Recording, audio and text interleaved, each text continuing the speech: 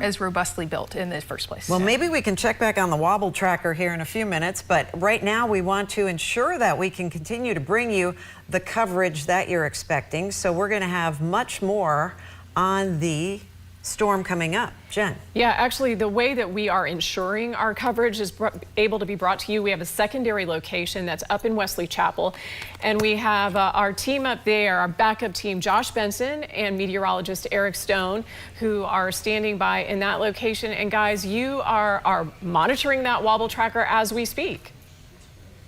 Yeah, we're going to bring it to you right now, and we don't have to wait for it. So yes, thank you guys. We can finally hear you, which is great.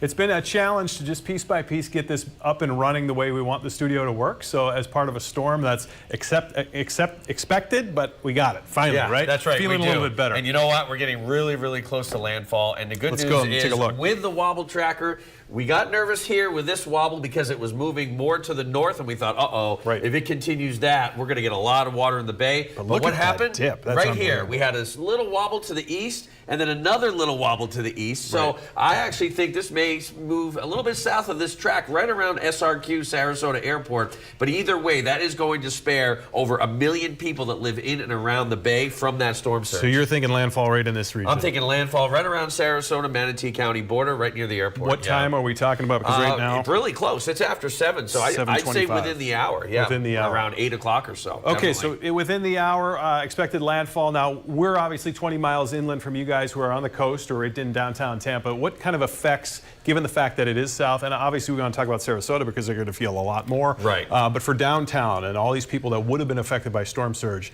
no storm surge at this point. No storm surge, but notice, see these deep reds to the north of the storm. This is extremely heavy rain. We're talking a good 4 inches an hour, and we're going to be in that here in Wesley Chapel too. All of Hillsborough County, Pasco County, and points eastward. So we're looking at 12 to 18 inches of rain. Same thing in downtown Tampa, and the winds are going to be borderline hurricane force, at least sustained, and well over 80 to 90 miles per hour in the gust category. Okay, so as you can see, we finally got our maps and our models set up here, guys, so we can actually monitor it along with you back in the studio.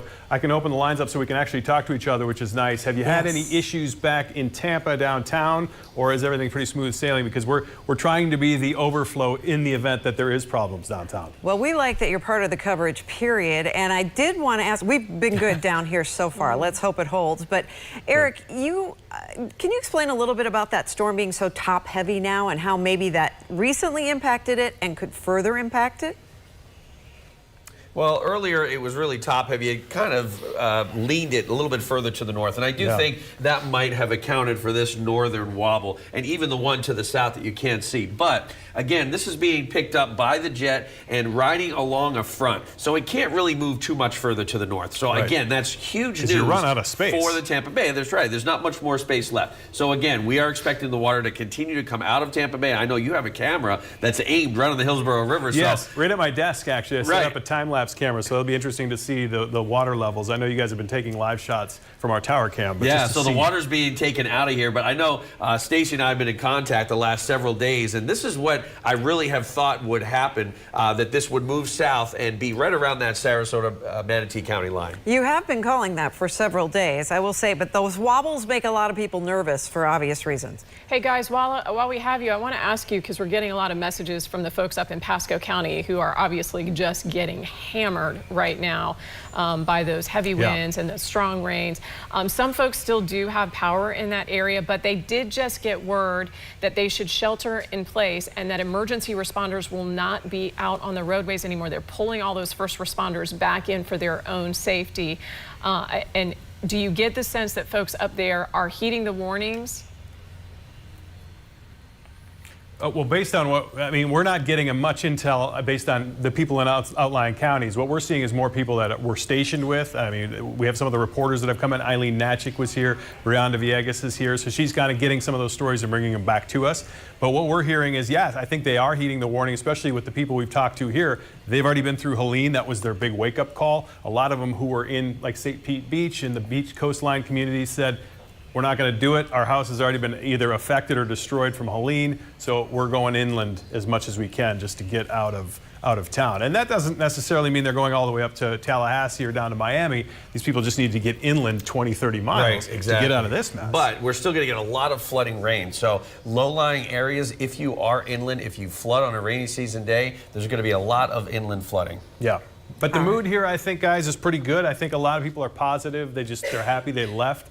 We're watching the parking lot to make sure the flooding isn't too bad. I mean, we're seeing, what, 12 to 18 inches of rain we can expect. Our cars are getting pressure washed right now. Pressure washed, yeah. But everything is much better than they were before. So hopefully the signal will stay strong and we can talk to you guys a lot more. Sounds good. Great to see you guys. Thank you very much. And of course, Sarasota expected to see major storm surge, and right now wind gusts really starting to pick up down there. News Channel 8's Nicole Rogers is in downtown Sarasota for us right now. I'm happy to see that you've moved inside. I was getting worried about you.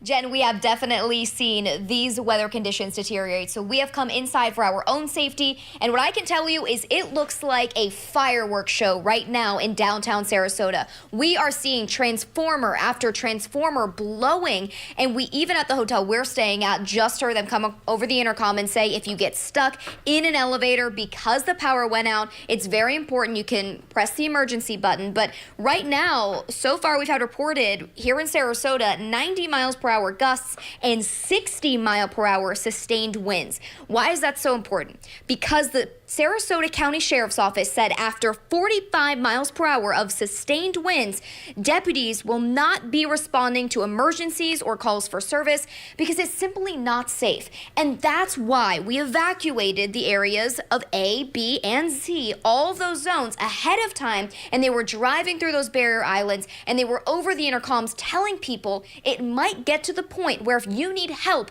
someone can't save you. And we might be to that point right now. As I said, those 60 mile per hour sustained winds, and they said they would not come out after 45 miles per hour. So we will continue to keep you up to date on everything going on here in Sarasota County, but right now, we're really starting to see the brunt of that weather, the worst that we've gotten throughout the day. We're starting to see the wind really pick up. I don't know if it's as much water and more wind that we're probably seeing these transformers blowing, but I wouldn't count it off that within the next hour or two, we're going to have a lot of people out of power. My story here in Sarasota is going to be a lot different, what we're going through here, what people are going through here, but we will, of course, keep you informed every step of the way. Live in Sarasota, Nicole Rogers, 8 on your... All right, thanks, Nicole. We are waiting, by the way. The governor is about to have a press conference, so we will go to that when we get it. But we're also keeping a close eye on the Hillsborough River right here in downtown Tampa. During Helene, many neighborhoods and roads greatly impacted by flooding and came close in a lot of spots, and a lot of houses, of course, as you saw along West Shore, wiped out in South Tampa. They were. We had water here under the station. We're right along the Hillsborough River, and we had about 4 feet of flood surge come over the banks of the river. News Channel 8's Ty Russell is live for us right here at the base of our television station in downtown Tampa. We are in evacuation A. We have a fortress of a facility down here, but we wanted to know what it looked like there. We were prepared for a terrible storm surge had this storm made landfall a little further north. And thank goodness, Jen and Stacy, that water is continuing to move outward. Now, I know it's dark, but we're going to try something. We're going to try to, I'll step out of the way. We're going to try to turn up the gain here on the camera.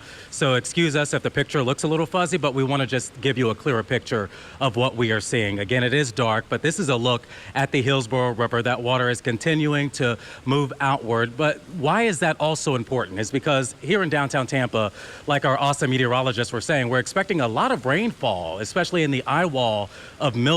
So as long as this water continues to move out, that makes business owners and some of the neighbors who live along this area, even though most of them should be out or sheltering elsewhere on higher ground, but that makes them feel easier. So when they return to this area, they will be able to say, okay, I still have my home, I still have my business, I don't have to go back to FEMA, because many of these folks were afraid that they were going to have to go back to FEMA and file even more claims, because many people are dealing with claims from Debbie, claims from Helene, and then Milton. But as we look up at downtown Tampa, you can see the power is still on.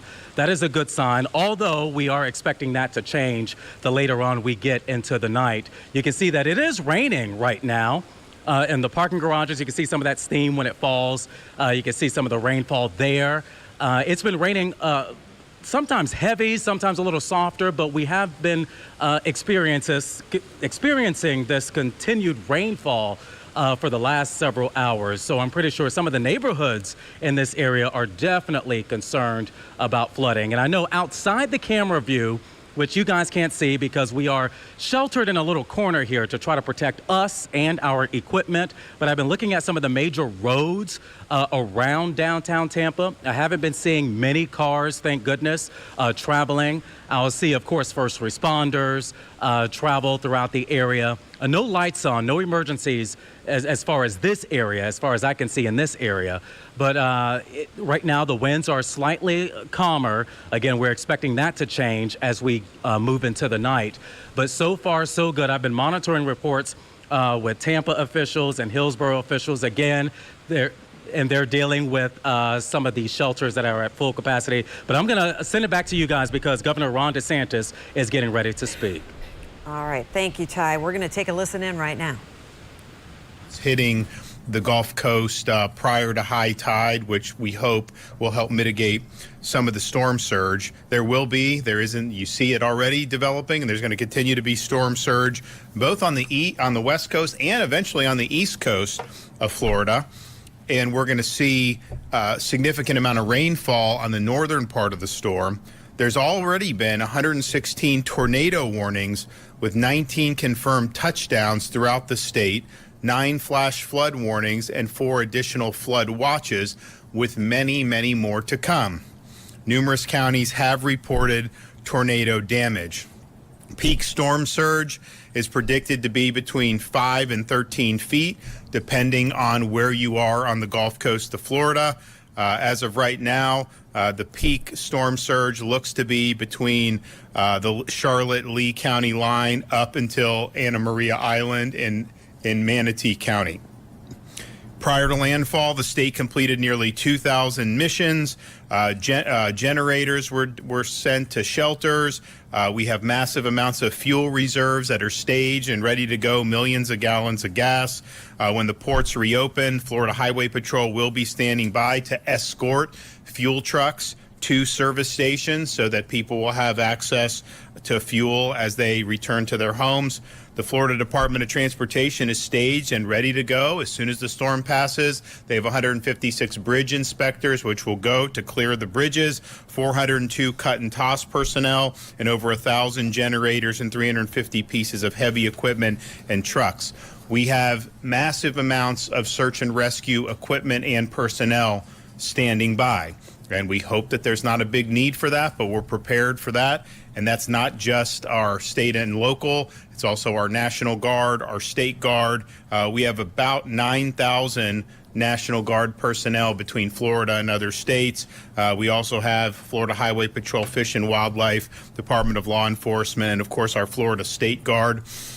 There was a lot of questions about pre-staging linemen, which is our practice here in Florida, given that you have a lot of linemen working for Hurricane Helene in places like Georgia and North Carolina.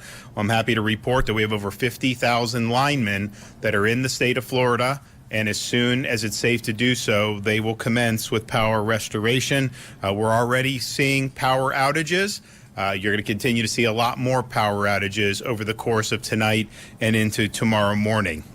Now, at this point, it's too dangerous to evacuate safely, so you have to shelter in place and just hunker down. Category 3 storm for most places in Florida, particularly newer construction, likely the building is going to be able to withstand it. But if you start to get in a situation where trees are snapping, power's popping, you do have to treat it like a tornado. And then if you are in a tornado warning, that's a duck and cover in a place that's safe in your structure. Those can be very, very dangerous, even if you are inside in cover. Stay inside and stay off the roads. Floodwaters and rushing storm surge are very dangerous. And I would say that's even more so in spite of everything the state did to help these local communities hit by Helene remove a lot of debris, and they did move a lot of debris over the last 72 hours.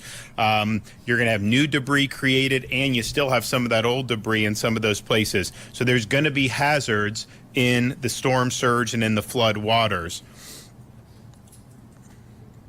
stay put until the storm is passed. If you are in Sarasota, Manatee, some of those areas where the eye of the storm is going, it may be where things calm down for a minute.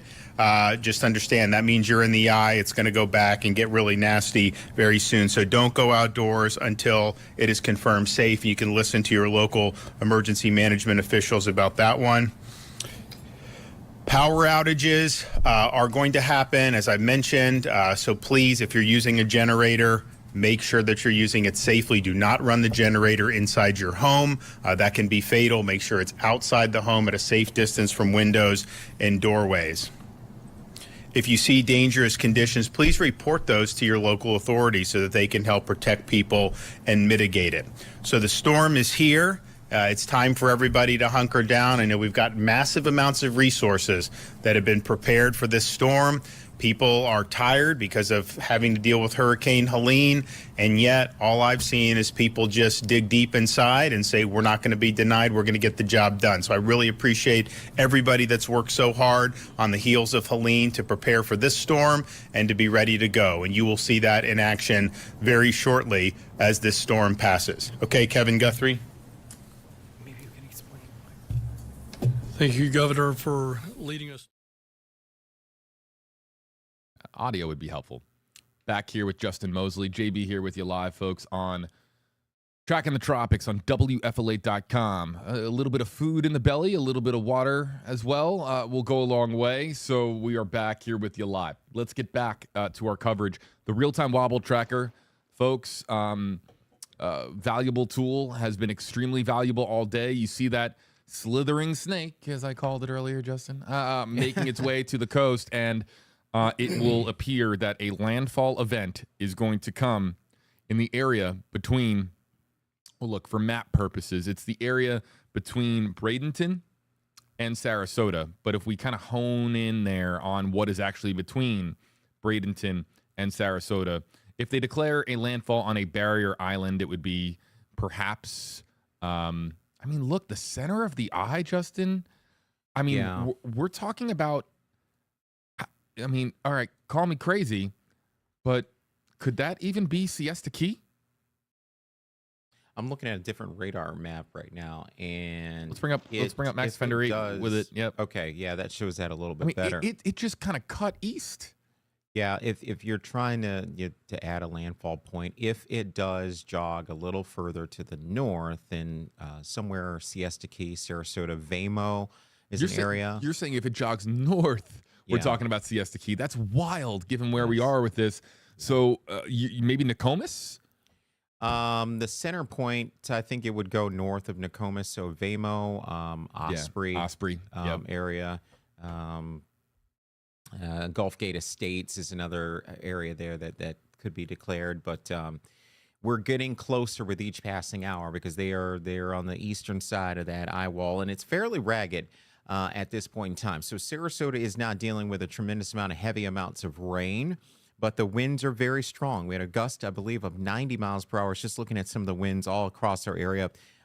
77 mile an hour wind gust at last report there at SRQ. That's where the reading is taken for Sarasota Bradenton International Airport, which is that area there. And it's been gusting like that for quite a while, 77, 67, 64, 60. So they've been dealing with a lot of wind across the southern portions of the area, and this is going to continue to build further to the north. St. Pete dealing with strong wind gust as well. I was just looking at the report out of the airport there, if I can locate that. It was at 66 miles an hour. So again, that wind is unrestricted off of the bay, so that can exacerbate things as well. So yeah, it's all happening. And what we see on the radar right now, JB, this Yeah, I mean, is great that we talking have this about, Max Eric was talking about Defender. it being so top-heavy. Look at the top-heavy nature of the storm. It's wild. Incredible. That band that you see over south portions of the bay, getting into downtown St. Petersburg, where our observation point there is at Whitted Field. This is going to be really interesting to see the report. Unrestricted winds coming in out of the east into downtown St. Petersburg. So yeah, it's a rough go of it tonight across the southern portions of Tampa Bay and getting into that northern Suncoast area. So Bradenton, you're going through it. Sarasota as well. Some of the worst and the heaviest rain is off to the north, up around Palmetto and getting into Ruskin, Sun City Center. And again, this is going to also work its way north into downtown Tampa. Lakeland is involved with that as well in Polk County. A little further out from the storm center, so the winds aren't quite as strong, but certainly something that we have to continue to monitor here in the Max Defender 8 Weather Center. All right, so we're asking our audience on the WFLA YouTube page how we can be of best service to you. We are, of course, in landfall coverage, preparing for a landfall event now and getting ready across all platforms. But really, landfall at this point is just a formality. It's just a declaration, to tell you the truth. And we're really honed in on Pinellas, Hillsborough, Pasco, and even into Polk County, areas that are seeing significant impacts at this hour from Hurricane Milton.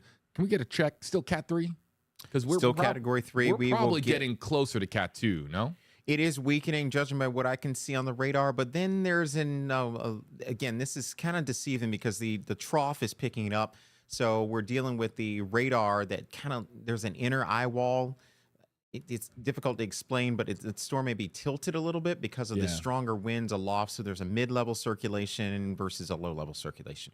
But nonetheless, the eye is still very much intact as it's moving ashore in Manatee County. And the northern eye wall is actually intensifying over those warm waters of Tampa Bay. You can see how we go from the oranges to a lot of that red popping on your screen.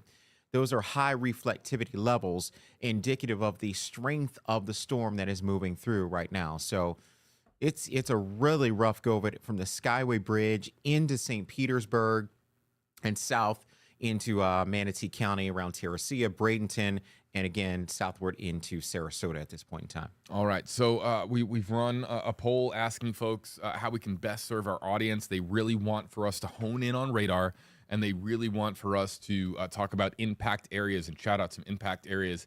We will do our best. Also, what people are really looking for are live reporters and cameras. We will work on getting you that as well. Right now, our reporters are catching a breather. They've been out in the elements, and the sun has gone down in Tampa Bay and really across the state of Florida. So we're now transitioning really from a night or daytime event to a nighttime event. And once again, Justin, we're talking about a landfalling hurricane at night. What gives? Everyone asked me about that, and it is incredible, I have to say. I've been here a really long time, and these storms seem to always hit at night when it's the most frightening part about it, because you lose power and you can't even see what is going on outside. And a lot of folks are hunkered down. They have their storm shutters up. That's great. But again, you can't even look out your window to kind of survey the noise that you're hearing, that constant wind that's going to keep up across our area for this evening. All right, looking outside. Yeah, this is our tower camera located about 60, 70 feet above our heads right now, where Justin and I are located in the Stream Center in downtown Tampa, Florida.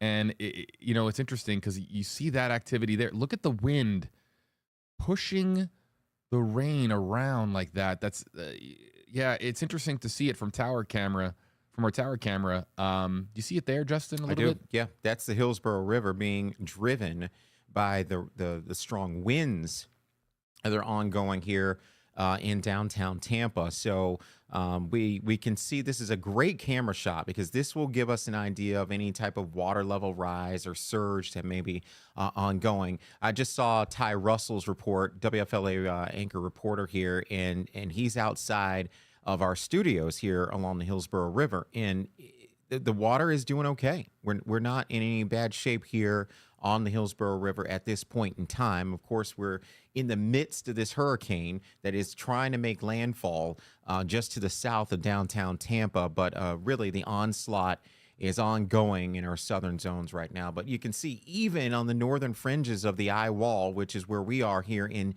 downtown Tampa, it's a rough go of it. The wind is really buffing it around here. Yeah, so we have other live cameras that we'll be bringing you. In fact, I'm just going to kind of cycle through them, and hopefully we hit on a few. That one is currently down. Let's go to this one. That one was, that's the YouTube page for the southernmost point. And now that it's a little bit safer and calmer down there, people taking pictures next to Florida's southernmost point in Key West. We also had this shot earlier, and I believe, we still have it. St. Pete, right? I-275 at 5th Avenue North. So this is the interstate, and blinding rain. Rocking and rolling and down there. That blinding rain is kind of blowing onto the camera lens here and covering it with rain. It certainly is, and the wind direction is going to be key. This is we're looking north, okay? So the camera is looking to the north along the interstate, and the way the rain elements on the lens are going from right to left indicates to us that we have a strong east component to the wind. And that east component is driving any water that is over Tampa Bay towards the St. Pete Pier, towards the downtown area of St. Pete. So it's a little different situation given the position of St. Petersburg. It is on the east side of Pinellas County, and it's on the bay. So with an east wind, you can somewhat inundate the downtown area. Now, I'd have to check on the tide there at the St. Pete Pier to see what tide cycle we're at. We maybe even be in between tides, but all that is going to be critical at this point in time for Pinellas County. A little different situation, as I mentioned, for downtown Tampa. Checking here on Wobble Tracker as well, and is the eye? What's happening to the eye as we look at it here on Wobble Tracker? What's exactly going on? So we got the core of the storm. The eye wall is to the north, and eye wall is definitely the strongest portion of the storm. But the eye itself, and we're waiting the 8 o'clock advisory, which we'll get another point update. It's a little further to the east than what you see right now. The eye is somewhat ragged. It's undergoing land interaction. So on the south side and on the southeast and eastern side, we don't see a lot of precipitation. That's rainfall that you see on the radar. So Sarasota, Venice, it's light to occasionally moderate rain. The wind is there. And until the eye itself gets over you, the winds won't stop. But we don't see the tremendous amount of steady rain. And the models have been doing an excellent job with this, indicating that this storm would be front-loaded or top-loaded with a tremendous amount of rain. And that's what we're seeing from the Bay Area northward into the Nature Coast. So we're talking about Hillsborough, Pinellas, and then northward in the Nature Coast, Pasco, Hernando, and up into Citrus counties. So we got another camera here. This is live shaking around I-275. Northbound at it's in night mode, like a black and white night mode version of the picture. So this is from the Howard Franklin Bridge near the Kennedy exit, I'm told, and you can clearly see that nobody is on the Howard Franklin Bridge. You know, this is usually a great shot to show the water, washing up onto the roadway, washing up onto the bridge itself, but it's really hard to see now that we no longer have sunlight in the area. Yeah, it's a very eerie image, especially with it shaking, and you feel like you're on a ship. Yeah, bouncing you around watch it like long that. enough, you'll get nauseous. Oh my gosh! So we'll continue cycling through, and we have one more here. Let's get it in from Dunedin. You can't even see anything. Yeah, I mean, this is live from Dunedin, Florida. Which is basically located right there by the water. And it's Pinellas County, north of Clearwater, to get your bearings there if you're familiar with the Dunedin area, south of Palm Harbor. And let's get now to WFLA.com/report it. Videos and pictures that have been coming in from you, our audience. Please do so safely and responsibly. Do not compromise your safety for a piece of video or a photo. Let's next go to Andrew nope, that is Andrew. So we're going to move on from Andrew. This is Ethan in Pinellas.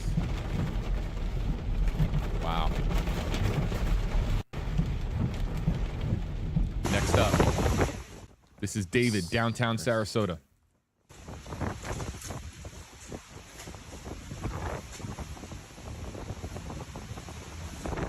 comment here is falling debris. Next up, thank you, David. Next up, this is Jimmy in Palm City. Wow, look at this. We talk about mobile homes. We talk about, you know, how structurally they're just not as safe as a home that has been built more in recent years, obviously. And so, but also too, falling trees onto an RV can be obviously quite hazardous. So you hate to see this. This is but you know what?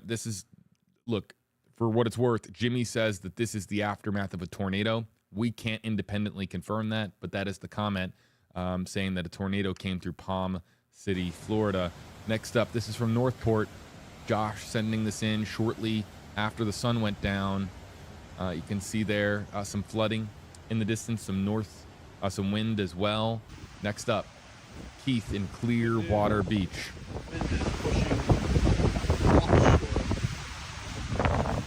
Incredible stuff. And this is there's Pier 60 that we just saw there briefly. This is being hit again after Helene. It's just incredible, JB. To think Nighttime about. video coming in. Austin from downtown Tampa says the winds are really picking up, and you can see it there. At last report, the winds were the hurricane force winds extended out 35 miles from the center, and we're getting closer to that in Tampa as the storm is slowly moving northeast. Carlisle, the Manatee River. This is Bradenton, and look at that angry river. This is pretty close to Manatee Memorial Hospital here. If you're familiar with that Bradenton Riverwalk area, a really rough go of it. Yeah, watch the water here again. Just lapping over that Riverwalk. Beautiful real estate on a sunny day. Carlisle, thank you for that video. Really appreciate it. Okay, this is Ryan, St. Pete, off of 66th, transformer blowing. Seeing a lot of this all of a sudden. Yeah, and that's what's going to, like I mentioned earlier, the power outage is going to be a big issue, and we're going to see a lot of these transformers blowing tonight. This is from Rose in Northport, saying that a tree fell. Wow. Clearly you can see it there in the distance. Oh, no, that's the tree that fell. We were watching it fall in the video. Let's, out of focus here a little bit, but let's watch it here again. And it comes from this gust. You can see it here. Right there. Here comes the wind. Bam. Down it goes. And that's what we always talk about, is those quick bursts of wind that can take down the trees in short order. Thank you, Rose, for sending that in. Misty says a power line exploding. Dunedin, Florida. Holy shit! Oh, okay. That's we forgive that. Langers, no, please that one made that. it through Yep. from Misty in Dunedin. Please keep. Look, I mean, that's just It's understandable, but again, we apologize for that. It's lightning! It's on fire! It's going! Oh no. Yeah, that Misty, thank you for sending in that video onto WFLA.com/report it. Next up in the queue, we've got Douglas, Old Tampa Bay, footage in Tampa on a tugboat.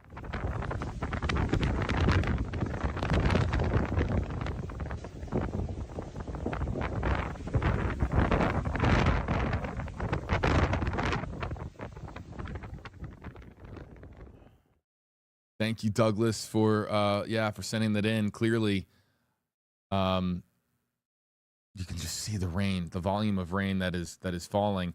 We've got two more in this particular reported session. Next up, this is Safety Harbor next to Philippi Park. Philippi, excuse me. Yeah, I'm having difficulty pronouncing because Sarasota. Wow, this is from Ferret. 40 feet above sea level. Says a video of the hurricane winds still have power, though. Let's listen.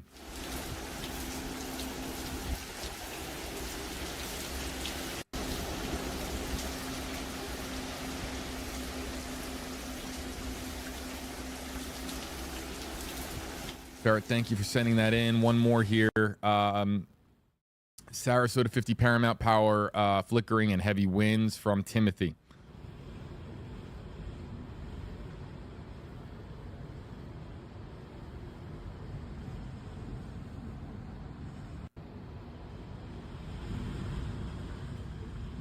And there you see it right there, the power going in and out.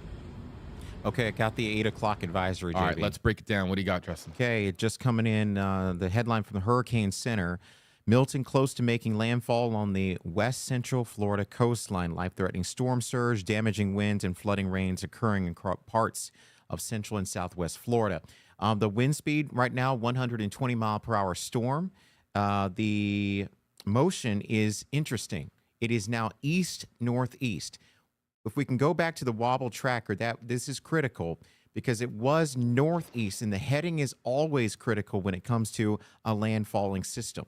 So they've got it east-northeast now at 15 miles per hour. It's slowed a bit. It was at 17 miles per hour, and the minimum central pressure has come up 954, was a little lower than that at the last advisory at 5 p.m. So again, this is an intermediate advisory. We will not see a track update, but the plot that you see will update on your screen before too long, and the storm is closing in. Again, close to making landfall is a headline from the National Hurricane Center, and judging by what we can see here in the Max Defender 8 Weather Center, that landfall point more than likely will be in Sarasota County. So if you are watching and listening to us in Sarasota County, more than likely you're going to get this landfall point from this Hurricane Milton, a historic system that we were very fearful would work its way to the north into the Tampa Bay area. But as it looks right now, the storm is going to stay to the south, sparing the bay of a tremendous water level rise and storm surge. Now, with that said, wind will be a big issue over the next several hours as we will be in the core, the eye wall of the storm that has been battering Manatee, Sarasota, and southern Pinellas counties. We had a report of 90 mile per hour wind in Sarasota. Pinellas County, 89 mile an hour wind gust at St. Pete Pier. So there's a lot of wind energy in that core that we can see with the Max Defender 8 radar. Again, that is building and working its way to the north. But again, with the 8 o'clock advisory, the top winds are at 120 miles per hour, and the motion east-northeast, that is the heading, at 15 miles per hour, a little slower, a little bit more east than north. So again, that's exactly what we were looking at, JB, with the wobble tracker, and judging by what we see with the radar trends from our Max Defender 8 radar. There it is right there. Our severe weather tool here at News Channel 8 is doing an excellent job of keeping this storm under surveillance as it is now in the process of making landfall here. So St. Petersburg, you're in that intense band right now. You should all be sheltering in place. Again, I got the report there of 89 mile an hour wind gusts. Things could get even worse with that wind off the bay. You could see a water level rise. Downtown Tampa winds will increase even further as this storm is now making landfall 2 hours south in Sarasota County. So you will need to brace over the next, I'd say, 15 to 20 minutes as some of the worst will be moving in there. From there, we'll travel inland, Polk County. You're not off the hook. Lakeland, Winter Haven, also around Lake Wales, Bartow. I'm calling these names out to give you early warning as to what is heading in your direction. We remain under the high wind advisory for Manatee, Sarasota, and into Hillsborough and Pinellas County. So this is the time that everyone should be sheltering in place as this northern eye wall, the core of the storm, is impacting the southern portions of the Bay Area right now. All right, a good look there at Max Defender 8 radar with Chief Meteorologist Justin Mosley. Let me ask you this question, Justin. Storm surge, we've of course stressed how big of a deal that is going to be. Is the worst of the storm surge for the Manatee, Sarasota County beaches, is that happening now, still ahead, or in the past? What would you say? It is still ahead. And a lot of this has to do with the wind direction. So there's the circulation of the storm that we can see on the radar here, that counterclockwise spin. So it's about the wind direction. I mentioned to the north, we have an east wind in St. Petersburg gusting to 89 miles per hour at last report. I think the winds will be even stronger. But if you go around that circle in a counterclockwise fashion, the winds are starting to come in out of the south and southwest from Sarasota southward. So what that is doing is starting the process of driving that water up against the coastline. So the surge is happening from here at this point and over the next couple of hours, I believe, for Sarasota, Manatee County, southward into Charlotte, where we had a report when Jeff was on a minute ago. We were trying to figure out, we had someone ask about Charlotte Harbor, 8 to 12 feet down there. It could be even higher a little further to the north. I know during Helene, we had a record surge in Sarasota of 7 feet. Very confident that we will overachieve that once again with this particular storm making landfall as we speak. We'll wait on the Hurricane Center to bring that landfall point. Again, landfall occurs. We have the center point of the storm. The center of lowest pressure crosses land. Wherever that occurs, we will get that report from the National Hurricane Center, and I think that probably will be imminent within the next half hour to 45 minutes or so. Yeah, I mean, you're looking at the eye right there in that last frame, and it just very clearly, I think it's fair to say that the eastern edge of the eye wall is over the Sarasota beaches, right? Absolutely. I mean, the Yes. innermost section of the eye wall, where basically, I mean, you could make the argument, Justin, that in the next several minutes, things could get clear for the beaches because they'll be in the eye wall, or at least a portion of the beaches will be in the eye wall. They will be in the eye. I'm sorry. Yes. Okay, so thank you for correcting me. In with the eye itself. With that, looking at the satellite data, we won't see a traditional clear eye. Many times folks think they can go out and look up and see the stars if it's at night, or birds will be flying and during the day. This is not, it's going to be obscured, but the winds will calm down significantly and you'll be in the calm of the storm. But don't be fooled. It's a temporary process because we have the backside of this hurricane to get through. We've had several people come into the digital center and ask, so when is this all going to kind of let up? When is it going to kind of end for us here in Tampa? I think we've got hours to go. In fact, some of the worst is still to come for the Tampa Bay area because they're just entering that eye wall right now, the strongest portion of the storm and is battering portions of Pinellas and Hillsborough. That just went through Sarasota and Bradenton. Now their winds are beginning to calm down a bit because that eye is beginning to kind of work their way onshore. And again, before too long, we'll get that update from the National Hurricane Center with official landfall. But again, there's a whole backside of the hurricane. We've got a ways to go. We should continue to shelter in place, JB. Yeah, these areas are getting impacted now. For a lot of these areas, they are in the worst of what they might experience right now. So let's get back to some of the questions that have been coming in, like from Danielle Young. When are we supposed to be seeing the worst of the storm in Kissimmee? Okay, so Kissimmee, that is Central Florida, Osceola County. This storm will be working its way towards you, and I think I would say maybe midnight, 1 o'clock in the morning, some of the worst conditions passing across Central Florida. Kissimmee position just south of Orlando, where they remain under hurricane warnings. And with that core that I mentioned, passing very close to them, they may get into the eye wall. Again, that's the strongest portion of the storm. It will begin to weaken the entire structure after landfall itself. And we can see, judging by the radar trends, it's a little more ragged because of that land interaction that we've been talking about here all evening long. But so as the storm continues to progress to the east, again, things will begin to improve. Hold that thought. Brittany Muller's shot's deteriorating. I want to get it in as quickly as we can. Absolutely. Quickly deteriorating outside. The wind gusts have been reported to reach 60 miles per hour. A transformer just blew in this area. We just got out. We don't have any power in this area. So let's get over to this video from Bradenton Police Department. This is of the Green Bridge over the Manatee River, where you could see trees whipping in the wind. Here's what we know at this hour. Emergency services in Manatee County have been suspended. Manatee County utility crews are continuing to monitor the outflow at the Lake Manatee Dam. Crews are working to maintain the lake level at 36 feet. Conditions are expected to worsen before they improve. We continue to get those notifications on our phones, shelter in place, get off the roadways, and that's what the main message is from county leaders at this time. We don't really see anyone outside, which is a good sign, but of course we'll be here monitoring the conditions throughout the night. Stacy, Jen, back to you. All right. Thank you very much, Brittany. Hillsborough County leaders warn this is the time to stay indoors. Nowhere else to go right now. Stay hunkered down. Our Ty Russell has been outside. He's out by the Hillsborough River, very close to us here at the News Center. And Ty, can you visibly see the river going down? Yeah, it's so dark right now, so we've been having a little issues trying to visibly see the river. Of course, we're staying yards away from it just because things are starting to worsen these conditions here. But if we can try to zoom in, Pat, I don't know if we could turn on the gain again just to get a closer picture here of the river. How is it, Pat? Can you see it okay in the camera? Barely see it. Oh, okay.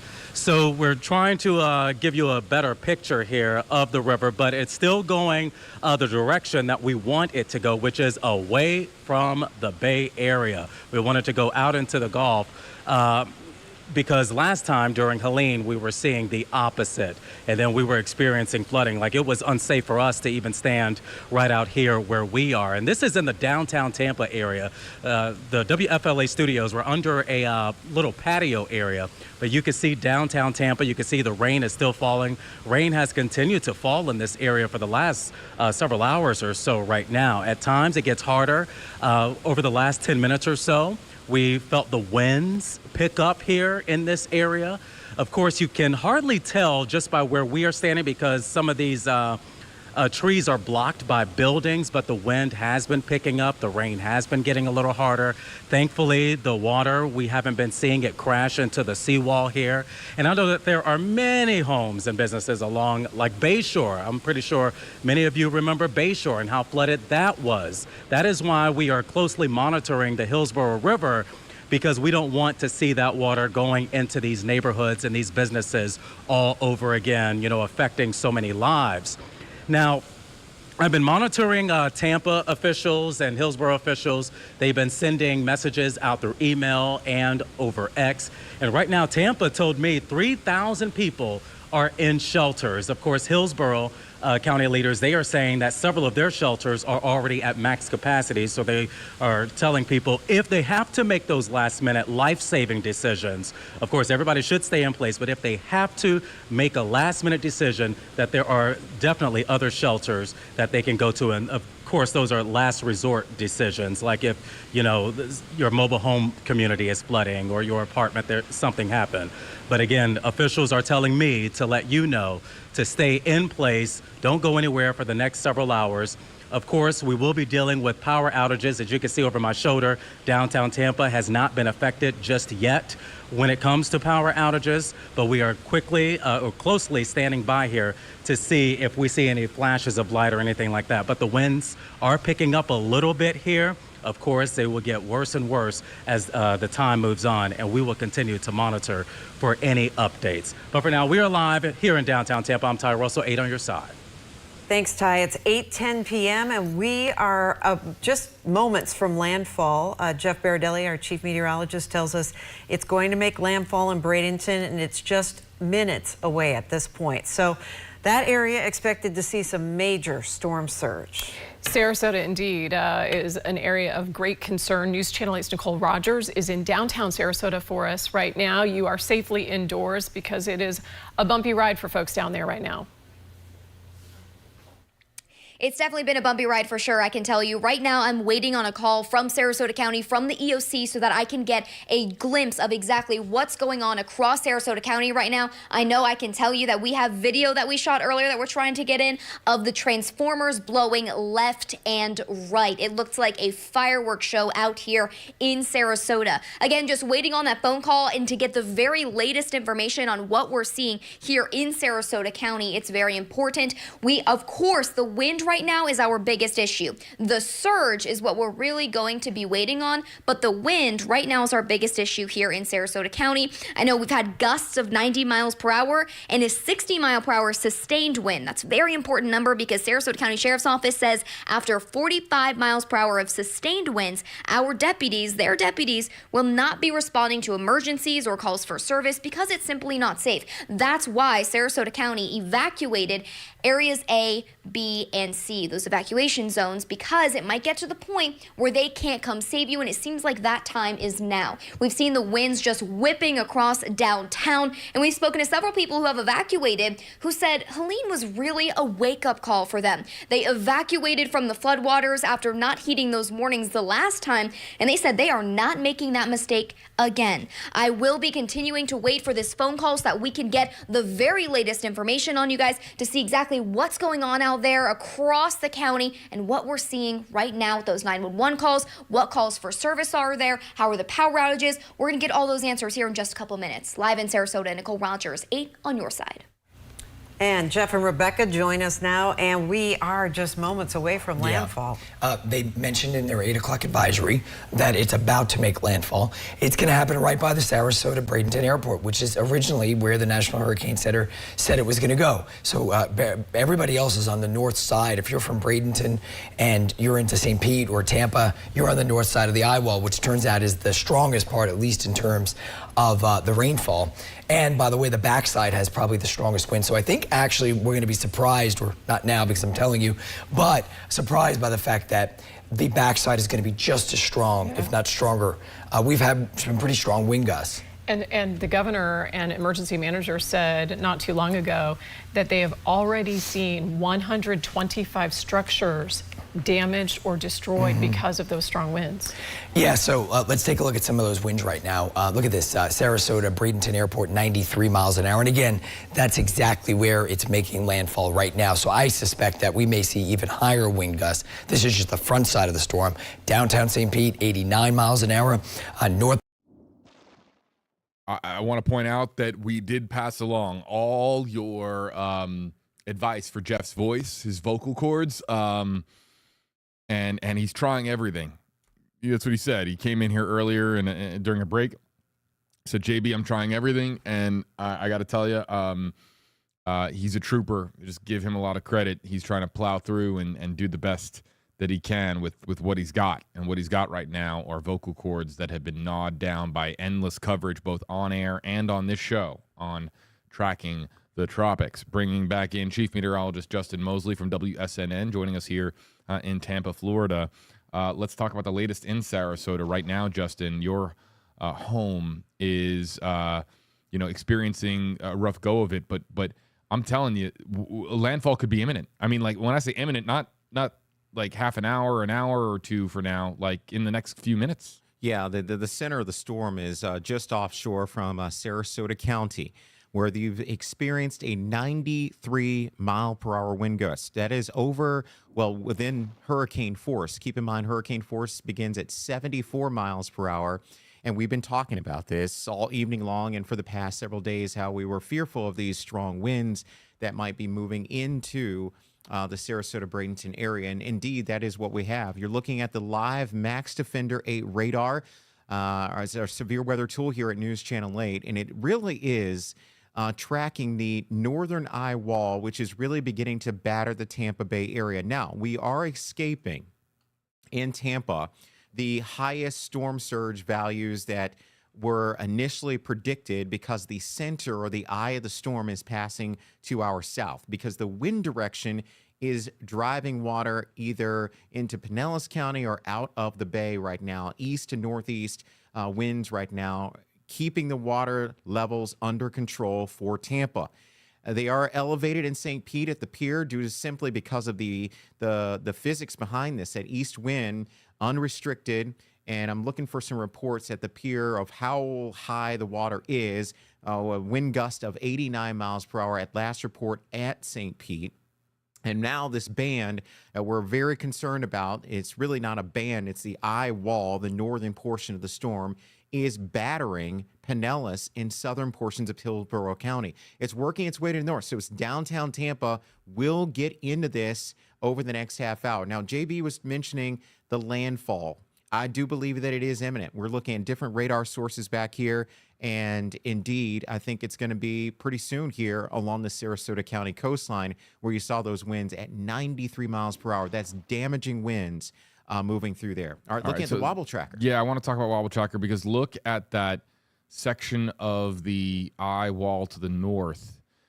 That's right over Tampa Bay right now. So we have really heavy rainfall coming down onto Tampa Bay itself.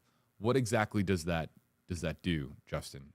Well, the rain helps to transport the strongest winds from above, aloft, which is unrestricted from the friction of the earth. That's why the winds aloft are so much stronger than what you see at the surface. That's so many times we tell folks to get to the lowest level of the structure you're in. If you're in a high rise, if you can get to a lower level, it certainly does help, because the wind, as you go up in height, increases exponentially. And we know that. That's just the pure science.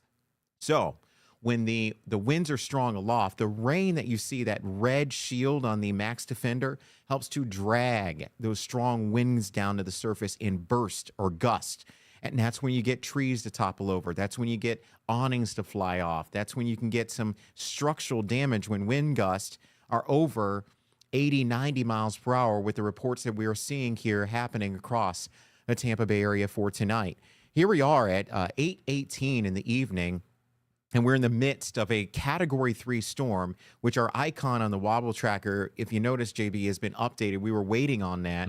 The center of the storm is a lot closer, and look how close, at last report, at 8 o'clock with the update, how close the actual center is to making landfall in Sarasota County.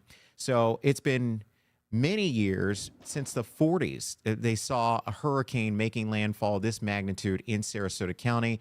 Tampa Bay, the big storm, as we know, 1921, the Tarpon Springs storm north of Tampa Bay, which drove the water up into the bay of 11 feet of storm surge. Real quick, we got Eileen Natchick, Pasco County. Let's listen in.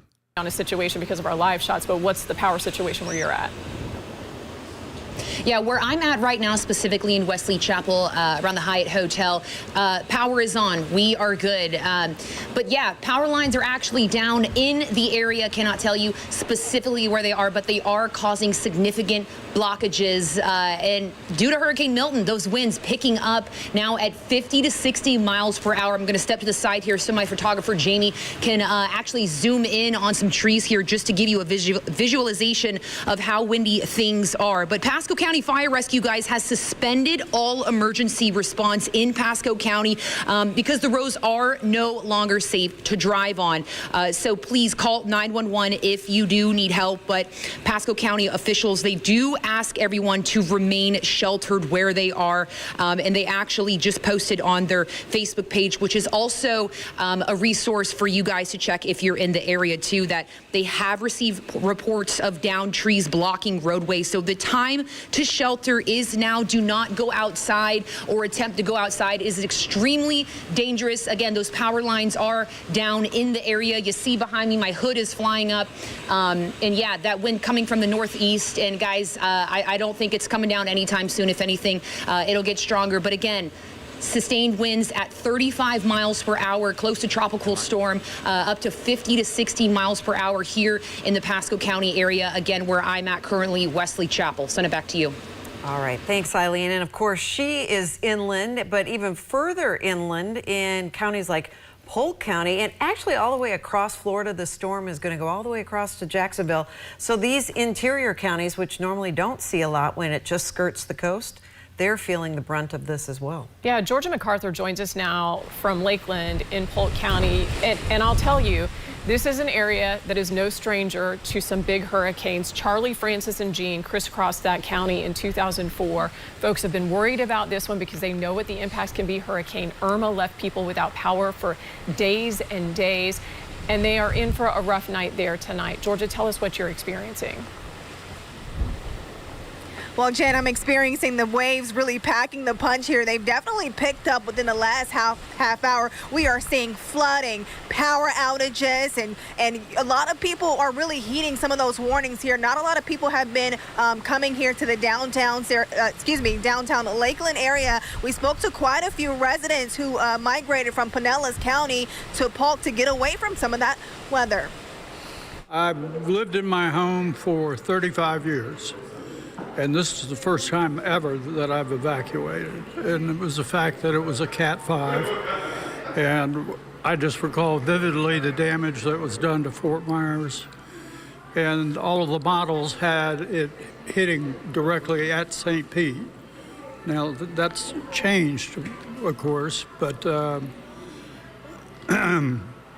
my wife has special needs, so I wanted her to be in a safe location. And Jen and Stacy, the winds continue to pick up right here. This is why officials tell people to stay inside. Do not come out here in these conditions because the winds are nothing to play with. As you can see, they keep getting stronger and stronger by the minute, as well as some of that rain keeps coming down very heavily. Jen and Stacy. All right, thanks, Georgia. And we know that the storm has made landfall at SRQ Airport. That's the Sarasota Bradenton Airport. That is just within the last few minutes. At least it was moments away when we talked to Jeff a minute ago. So that area is really, might be in the eye of the storm right now, but it's going to see a lot on the back end. Yeah, the backside of this storm, according to our meteorologist, is going to be a rough side. The conditions have been deteriorating in Manatee County all evening, and we want to get right over to News Channel 8's Brittany Muller. She's in Lakewood Ranch. And Brittany, you have someone standing by that you're going to talk to tonight because folks are really, they're worried there tonight. Jen, they are worried, and it's very emotional here in Manatee County. Stacy, you just said it. We are 6 miles away from the Sarasota Bradenton Airport, and it just made landfall. Hurricane Milton made landfall in this area. Sarah's joining me right now. She's riding out Hurricane Milton with us here at the hotel. How are you doing? We lost power, so how are you holding up right now? I'm actually doing pretty well. I have my niece and her daughter with us, or with me, and we actually traveled earlier in the week thinking that the weather would not quite be like this. But I used to live in Florida, so this is not necessarily old or new to me, but this is the most severe one that I've been through, and I've not ever had to do it in a hotel. So a little bit different experience, but we're holding up okay. You know, we've got the preparations, we've got plenty of food, we've got all the things. And the big thing is you know, we're doing what we're told. Stay put, you know, shelter in place, don't go out, don't drive. So we've done all those things even up to the point where the hurricane was starting to really move a lot closer in. Sarah, you were telling me you came down, you traveled from Colorado for a family reunion. Yeah, family reunion of sorts. My nieces had not been here in quite a few years. I come back quite often, but they had not seen all their relatives, so I had scheduled this trip like 6 months ago, and we decided, why not? So it's now or never, and it turned out to be a different experience, but we did get to see all the relatives before all this started to happen. What area? What community here? Sarasota and Bradenton. So, and then I have friends that are in Sarasota and Bradenton area as well. I grew up here as a child, and then I moved away to Colorado, and then I've come back. I kind of go back and forth. I'm a good tourist, I'm a good local. Right. So a little bit of both. This community could brace some of the worst impacts that we're seeing from Hurricane Milton. When that sun comes up tomorrow morning, we're going to see it for the first time. Yeah. Are you fully expecting to see a different community? Completely. And since a lot of my ties are to Siesta Key, and when I lived here, they were Siesta Key, I was heartbroken 2 weeks ago with Helene, and this is going to be even more heartbreaking because this is still home to me, and this is still my community. This is where I want to go out and help people if I can. But again, you know, you're limited with what you can do. But yes, I will 100% support, you know, whatever needs to be done, and obviously we've got to keep staying out of the way or figuring out what to do. But so many people that are staying here, I don't own a home here anymore, but so many people that are staying here, the devastation, you know, the devastation that they're going through with what do I take, what do I, you know, leave behind. It's just not anything you can really put in words. You know, it's something that if you've never been through it, you know, you obviously will experience it when you go through it, but it's really heartbreaking to see people going through this. It's amazing to see here at this hotel. People are coming together. We lost power probably about an hour ago, and the hotel's giving us glow sticks. Obviously, we have battery-powered lights. That's why it's so light in this room, but your room next door is not like this. Completely dark. Completely dark. And so it's quiet, it's dark. You could hear that wind howling, and it's frightening. It can be, and I think because I lived here, I'm not quite as, you know, it's Mother Nature as well, you know, so I'm not quite as frightened as maybe, you know, my nieces might be because they've not ever experienced this kind of thing, but it is frightening no matter what, because nature does what nature does, and that's the thing that you just can't predict. You know, one of the things when we're talking, we're down in the lobby, when we're in these areas, everyone's talking about Helene, and the devastation and the debris piled up. And it gives you the chills knowing that they don't know what they're going to see when they return home. When you have your family members in Sarasota and Bradenton, did they evacuate? Are they concerned? I have some friends that evacuated. Some of them are in Jacksonville and Tallahassee. And then I also have family members that have stayed and boarded up and put out the sandbags this time, really paying attention to what this storm was potentially going to bring versus even what Helene did. And so they really did prepare. And again, they listened to the precautions. They followed kind of, the rules or of course, what you should and shouldn't do. And in my particular instance, my family and friends are safe. So I'm very grateful for that. We're so happy to hear. That's the top priority right now, people's safety. Everybody's safety. And the thing I think I worry about the most, especially even in a hotel setting, is we have a lot of elderly people here. And, if we lose the elevators, then we've all got to pitch in and help those people come up and down the stairs and things that, what we can do on a smaller scale to kind of still get to the next day. So it's really emotional, and that's what it is. Sarah said it best. Thank you so much, Sarah, for joining us. I think it's a community right now. Wherever you are, wherever you're sheltering in place, that's the message. People are helping people. People are just coming together in such a dire time, and we know that it's going to worsen before it improves. So we're riding out the storm, and we're being safe, and we're hoping that you're being safe as well. For now, reporting live in Manatee County, Brittany Muller, 8 on your side. All right, Brittany. All right, back here with you in the Stream Center, folks. Check out this new video from Brian Enton. This is pretty wild. And so this is Tampa Bay. Look at this. All the water has run out of the bay. We just walked over here. Luis is shooting. We're along Bayshore Boulevard. Hopefully you can hear me. The water is gone, so it has been sucked out by Milton, which we suspected was going to happen. Our light's not bright enough to see how far out it goes, but I don't see any for as far as I can see.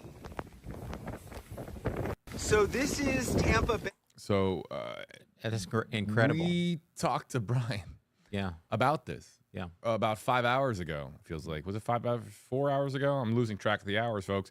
Brian was on and talking about, hey, I see the water starting to get lower. That might have been tide at the time. That could have been, of course, the beginning of that phenomenon, which is the water getting sucked out of the bay by the counterclockwise rotating winds of Hurricane Milton. And that's but you saw it there in the video. Yeah, that's what we're looking at on the radar here. The storm has made landfall, is what we understand, at SRQ Airport in Sarasota in Manatee counties, and we can see that things are definitely going downhill there. So again, you're looking at the radar. Has the NHC declared landfall? I'm looking for that report. Our team here has. Because Jeff mentioned, and I don't think so. Clearly, let's just tell it like it is, Justin. Clearly, the center of the storm is over land, but the NHC has not officially made a landfall declaration based on what I have seen. It's kind of more of a, I don't even know if ceremonious is the right word. It's just more of an official sort of declaration for the world to know that the hurricane is officially over land. The center of the hurricane is over land. I don't know if they've issued a special advisory to declare landfall. That might be coming. Maybe they save it for the 9 o'clock update. I haven't seen it from the NHC. Have you? I have not seen that just yet, but certainly the conditions over the Bay Area are definitely reaching a peak of being the worst that we're going to see here in Tampa. So you're looking at the radar, and again, you can see that we do have that northern eye wall is battering St. Pete, Tampa, over to Brandon, and now even Lakeland is involved with that out in Polk County. And these winds are coming in from the east and northeast. So now I'm being told that there is a landfall event occurring, and I'm going to ask our digital content team to let us know where exactly that did occur and where the NHC has declared landfall, because we are getting word that landfall has occurred. Anybody? I saw your note. I just don't have time at the moment. I'm sorry, Cole. I'll try to get back to you. Okay, Siesta Key. We're going to get into a new live stream. Stand by. Live from our hurricane headquarters with real-time analysis from some of the nation's top meteorologists. This is Tracking the Tropics, powered by Bose Electric. Milton as a Category 3 hurricane making landfall in Siesta Key, we are told. The NHC calling for a landfall event at the famous beach known for its pristine, beautiful, picturesque sunsets. Now, of course, a declaration point for landfall from the NHC as Hurricane Milton lashes the Tampa Bay area and continues to move inland, with impacts being felt all the way up and down Florida's Gulf Coast. Let's go to Jeff Patterson live. But look at these conditions. This is about as bad as it's been all night long. And we've been monitoring very closely the weather conditions out here. And now the wind is starting to pick up, as you might be able to tell. The rain is hitting us pretty hard. So this is why we're seeing the street flooding. You guys, we are trying to keep an eye on things as best we can, just driving around to see what's going on. And of course, we're relying on News Channel 8 viewers to alert us what's going on in their areas. When daylight comes, we'll be able to go out and survey the damage much better to find out what kind of damage Hurricane Milton has done. But right now, the wind is really picking up, the rain is coming down, and so we're keeping an eye on best we can. Back to you guys. Jeff, you need to be safe out there. And you know, watching that debris float around, that's why people can't be out driving in this. A, you don't know how deep it is. It's dark out there, and with all of that debris, there's just stuff everywhere. And by the way, I mentioned I thought it made landfall, but we're waiting for official word from the National Hurricane Center, right? I mean, it's happening right now, basically. Okay. Yeah, it's happening right now. I want to show you something. I found a gauge in Sarasota. Okay. So let's go to the map and show you. So there's been 10 feet of storm surge in Sarasota. You can see it right there. This is near Walker Creek. So right near Sarasota, Florida. If you're familiar with the area, you can see that the tide level was supposed to be right around here, like 2 or 3 feet. Instead, it's closer to 12 feet. So this did happen. We did end up seeing this surge, and it ended up being basically south of Bradenton, so from Sarasota and areas south. Fort Myers had about 4 feet of surge. So 10 feet of surge, 4 feet of surge. This is where the biggest surge has been. I also want to tell you that we have a flash flood warning that's in effect now. Nobody's surprised by this, but right there on the northern side of Tampa Bay, St. Petersburg, some places have seen 13 inches of rain already. Tampa, that rainfall is really coming down, and so they've issued a regional flash flood warning for basically this whole area right here. Again, obviously you don't want to be outside right now. Strongest wind gusts are starting to move in now. You can see right across Tampa Bay, South St. Petersburg, and those will continue to traverse eastward as the center of circulation moves on shore. You can actually see the eye right there. See the eye moving on shore right about there. So it probably has made landfall. We're waiting for the National Hurricane Center to tell us for sure, but that's pretty clear right now. Other thing I want to show you is how much rainfall we've picked up, and so far it's been about 1 foot in St. Pete. But remember, we're still seeing that heavy rainfall across a lot of our area right now. It's going to be a little while before it ends. Look at that. So you can tell that it's going to be raining for a while in Pinellas County, Hillsborough County, and that's headed into Lakeland as well. So it's this zone right here that's going to continue to pile up the heavy rain, and some places will end up at around, I think, 18 inches of rainfall. So again, stay off the road, stay inside. Things will start to get better, but it's going to take until after midnight for that to happen. Again, it looks as though that surge of 10 feet has verified in Sarasota County, and that's just that area of Sarasota County. It may be higher to the south of downtown Sarasota as well. Official landfall. It says at 8:30, Doppler radar indicated that the eye of Hurricane Milton made landfall near Siesta Key in Sarasota, Florida. All right. Maximum winds were estimated at 120 miles per hour. All right, well, that was a good forecast from the National Hurricane Center, saying that the storm was going to landfall with winds of around 120, 125 as a Cat 3 hurricane, and right near Sarasota Bradenton Airport, and that's where it ended up being.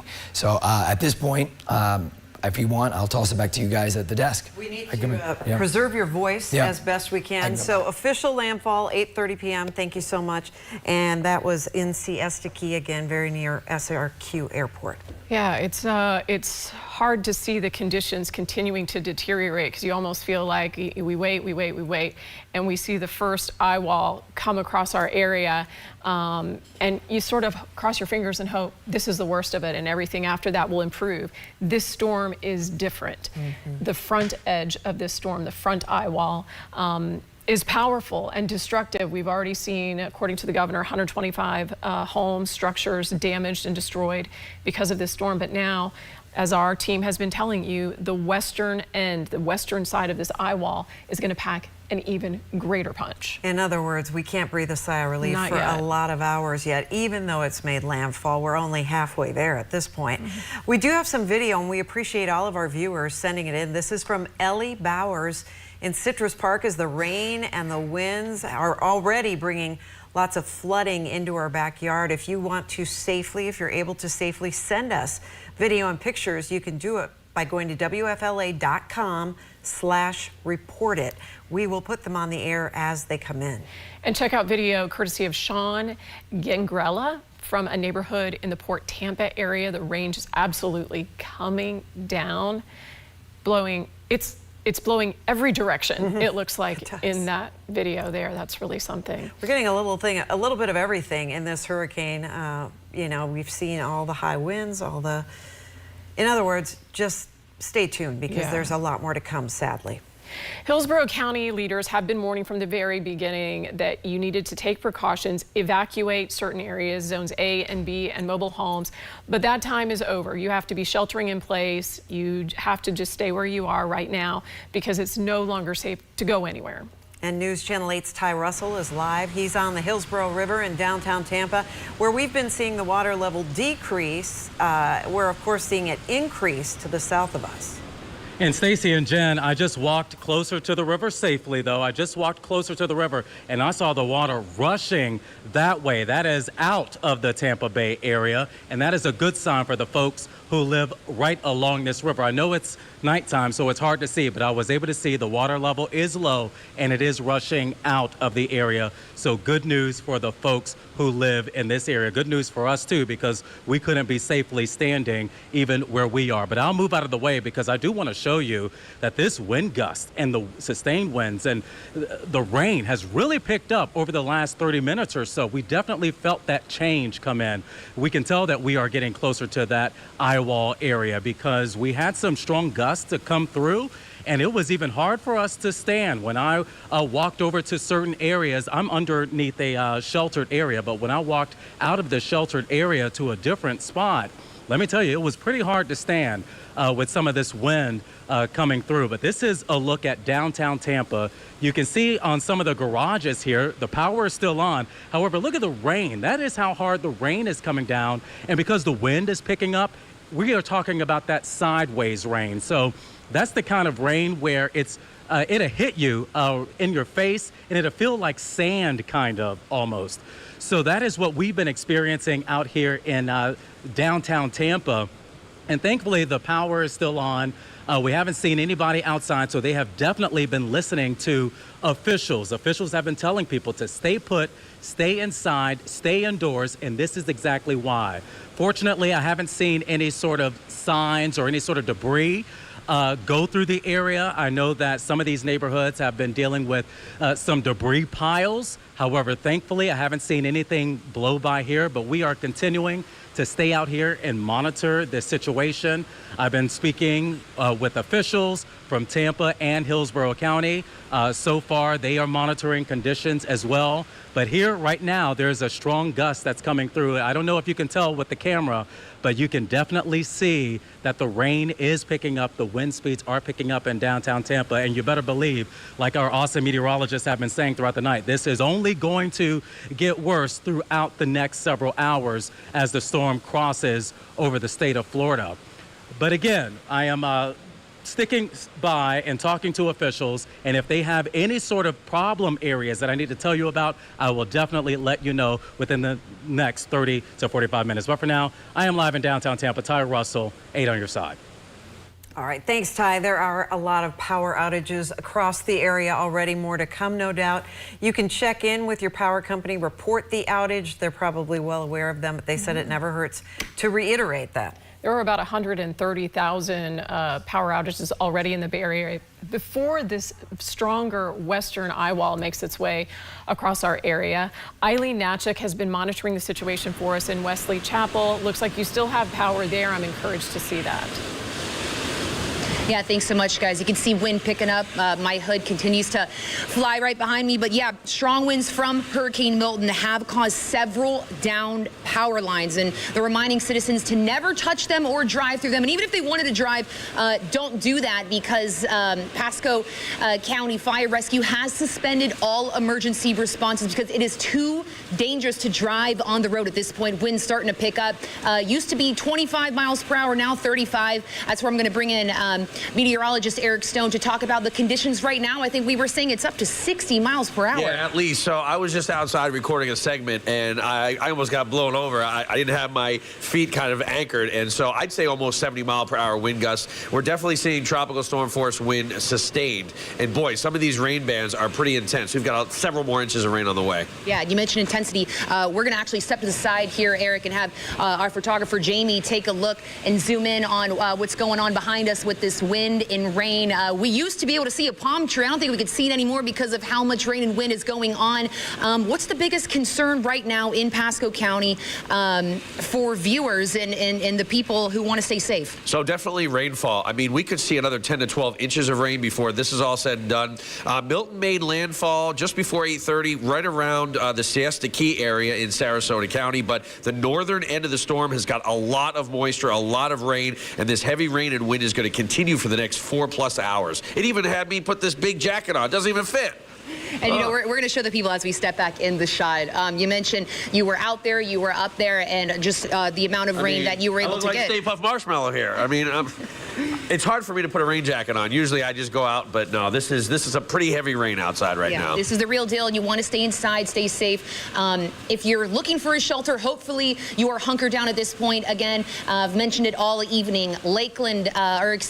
Sun Lake High School, River Ridge High School, and 5A High School, all shelters pet friendly. So stay inside, stay safe. We'll be here all night bringing you the latest coverage here in Pasco County. I'll send it back to you.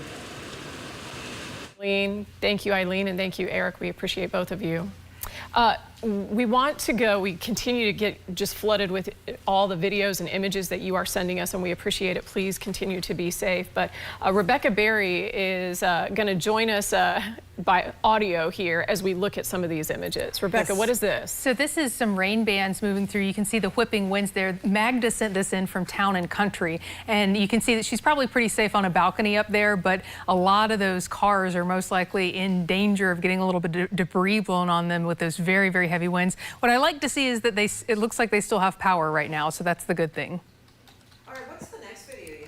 And so this one's really interesting. We're watching, these are transformers blowing, and this is in Winter Garden, Florida. So it's one of their security cameras, you know, that they just clipped us a little bit, but those are transformers going from very high winds, so you can see them flashing off in the distance. And it's worth mentioning Winter Garden, that's further towards the East Coast as well, so this storm is having wide-ranging impacts, right? Absolutely, and so especially those tornadoes earlier over inland areas looking really rough for some of our inland and eastern areas.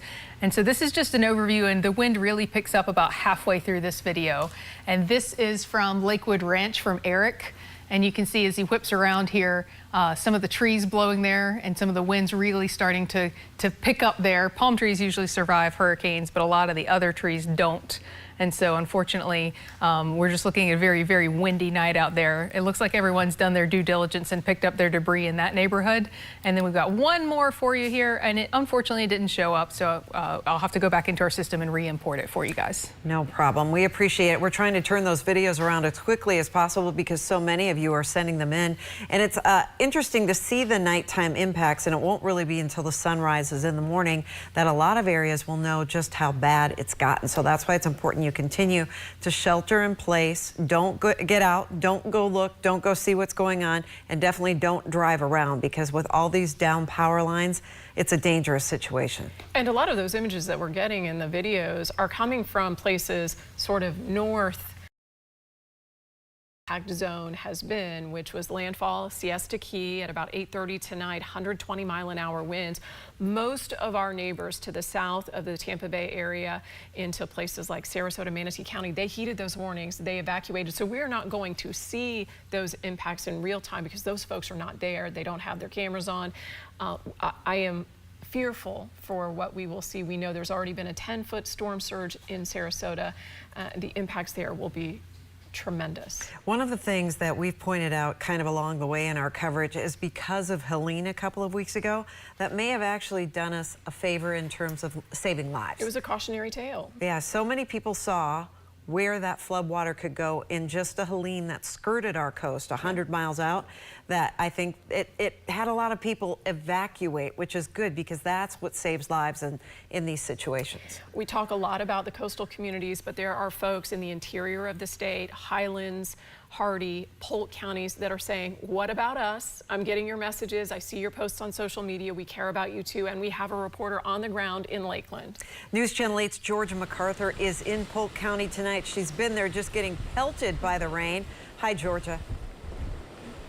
Hey, Stacy, I'm actually having to hold on to my hat here because this rain keeps picking up. I know our Polk County viewers want to know how it looks outside, but as you can see, the wind is nearly taking me away. The conditions continue to pick up here along in downtown Lakeland here. As you can see, the rain is coming down heavily, and you can hear that wind gust right down the road. We also are starting to see some of the trees lean towards the ground here. So we definitely want to remind people to stay indoors because these conditions within the last half hour have really started to pick up, and officials say we're still continuing to see some flooding in the area, power outages across the county. So we want to make sure people are staying indoors and avoiding the conditions like this. Stacy and Jen. All right, Georgia just hanging on for dear life there. It's hard to keep your thoughts about you when you're getting pelted by the rain and wind like that. Which I do want to give a little bit of perspective. I know exactly where that location is. We have a bureau in downtown Lakeland. She is braving the elements for the purposes of demonstrating what the conditions are like because people very much care what the conditions are like. But she is in a very secure location with an experienced photojournalist. They can very easily duck for cover, but she is doing the Lord's work to show the viewers there in the central part of our state what's happening in their neighborhoods. And we're also getting a lot of questions that are coming into our streaming center. That's where JB Buno is live tonight. He is there with Justin Mosley. And you guys, what kinds of questions are you hearing, and are you getting a lot of reports of outages and things? We are hearing a lot from folks via Report It, Stacey. A lot of folks that are sending in photos and videos to WFLA.com/report it. Here with WSNN Chief Meteorologist Justin Mosley. We've been answering a lot of questions, Justin, but one of the big things that people have been asking for is focus on the real-time wobble tracker. And I'm going to be honest, not just for the Tampa Bay area, but the wobble tracker is going to be up as the storm passes our coast and moves more inland towards the greater Orlando area, Justin. So we have a lot of folks joining us online from really beyond just Tampa Bay wanting to know about the impacts and wobbles even as the storm moves across the peninsula. That's right. It's a big storm, and we know that it's made landfall right now. And really that core, JB, the eye wall that we've been talking about all evening long is battering the Tampa Bay area right now. Again, as we look at the wobble tracker with our Max Defender 8 radar, that core is showing up right over Tampa into St. Pete, Bradenton. That's our big concern right now. The strongest winds, some of the worst weather is occurring right now through the heart of the Bay Area. Now, the storm did make landfall to our south, as we mentioned, in Siesta Key. Wind gusts 93 miles per hour.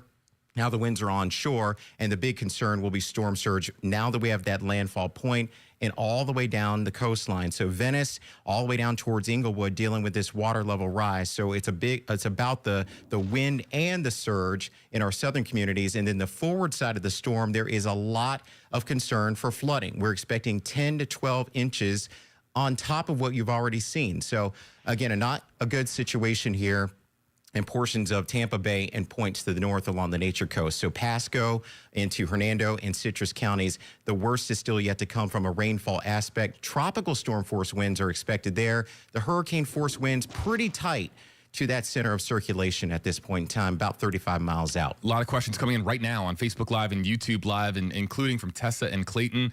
Hashtags for us both, Justin. How bad should the storm surge in North St. Pete be? Okay, so in St. Pete, you have an east and northeasterly wind right now. For Tampa itself, it's a little different situation simply because of the position of St. Petersburg. With the wind blowing in out of the east and northeast, you can see a water level rise, a storm surge there.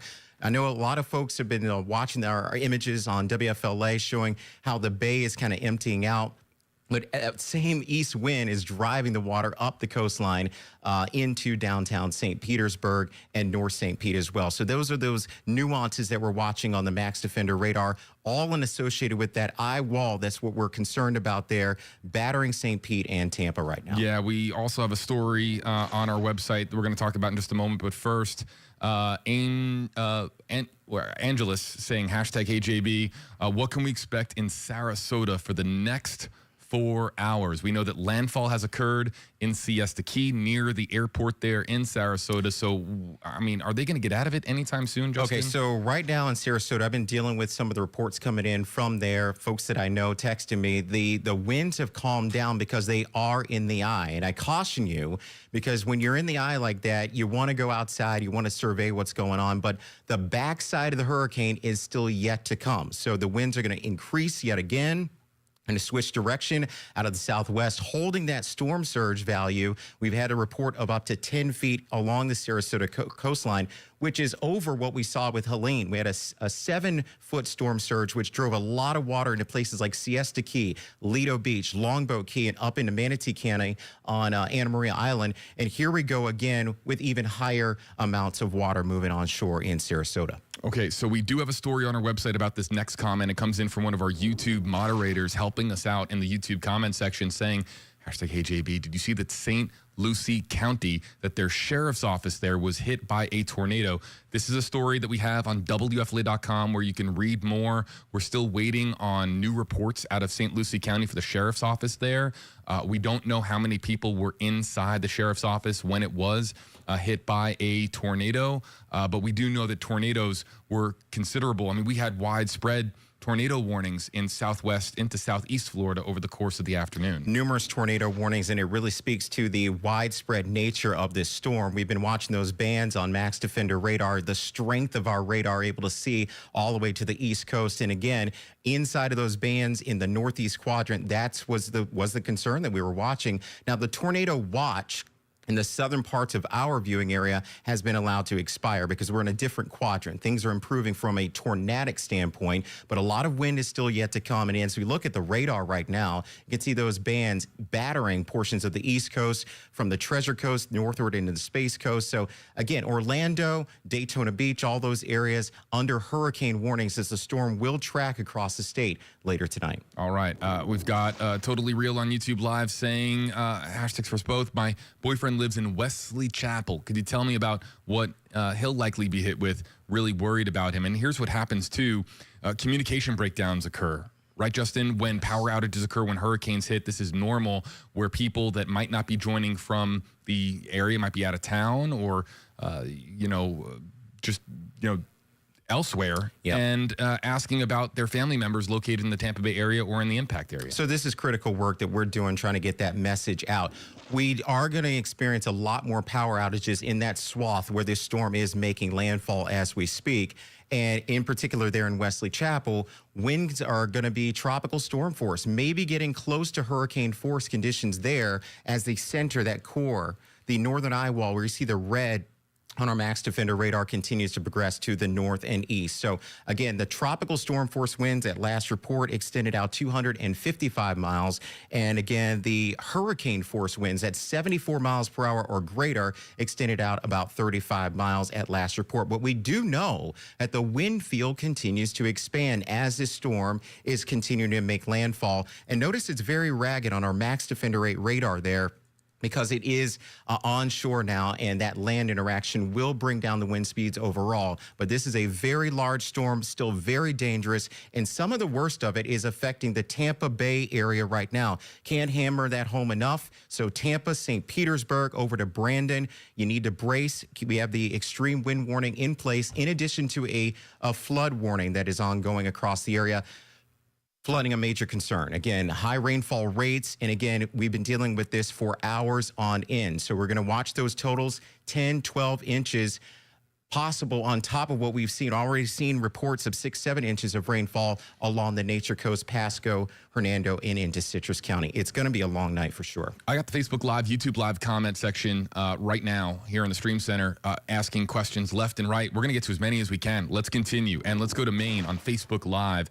Asking about how Lakeland will be. And the key words here at the end are coming up. I mean, looking here clearly at radar and wondering about Polk County impacts in the hours ahead. It's still to come. So Lakeland is in Polk County. That's east of Tampa for our viewers here along the I-4 corridor. You can see with the Max Defender 8 radar, once again, that core is just starting to get into the western portions of Polk County. So you're going to need to brace. And I wouldn't be surprised if we get another advisory out from the National Weather Service for those extreme winds that will be moving into Polk County, not only Lakeland, but places like Bartow, Lake Wales, into Winter Haven, south of that I-4 corridor will bore the brunt of this storm as it's on its way over to the East Coast, where hurricane warnings are in place for places like Vero Beach up into Brevard County and inland towards Orlando as well. All right. What can we expect in Wauchula? That's what Lydia wants to know. Says that the winds are crazy and roads are flooded.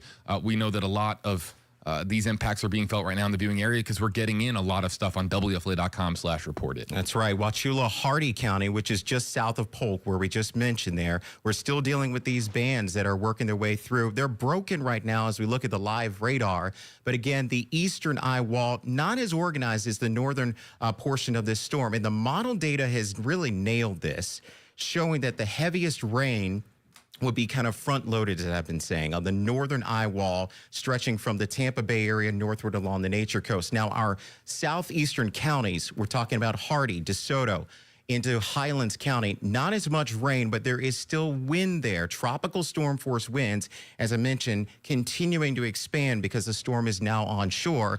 And the possibility of hurricane force wind gusts, very real in Hardy County there around Wauchula and Bowling Green. Yeah, you know, the NHC, I mean, as of the 5 o'clock advisory yesterday, I remember being on stream with meteorologist Eric Stone, and we knew that that was the advisory where things were really significant for what ended up being landfall day. The 5 o'clock advisory moving and shifting that track to the south of Tampa Bay. And here we have the landfall in Siesta Key. But we got folks that are joining us from around the state of Florida here on Tracking the Tropics on Facebook Live, YouTube Live. Dazzling wants to know what to expect for Central Florida. I mean, people in Orlando are watching our coverage. Kissimmee saying been watching all day, just trying to understand if it's good or bad, if it moves more towards the north instead of towards the east. We've been talking about that northeast, almost staircase, snake slithering type motion across the Gulf of Mexico. Could that continue into the peninsula itself? It certainly will, and we've been monitoring that closely with our wobble tracker that you've heard a lot about. Every moment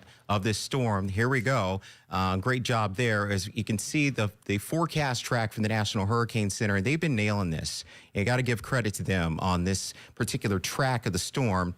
And we'll be moving across Central Florida, and a lot of questions about that. And we want to thank our viewers and people that are relying on us there, these far-reaching effects of this hurricane here.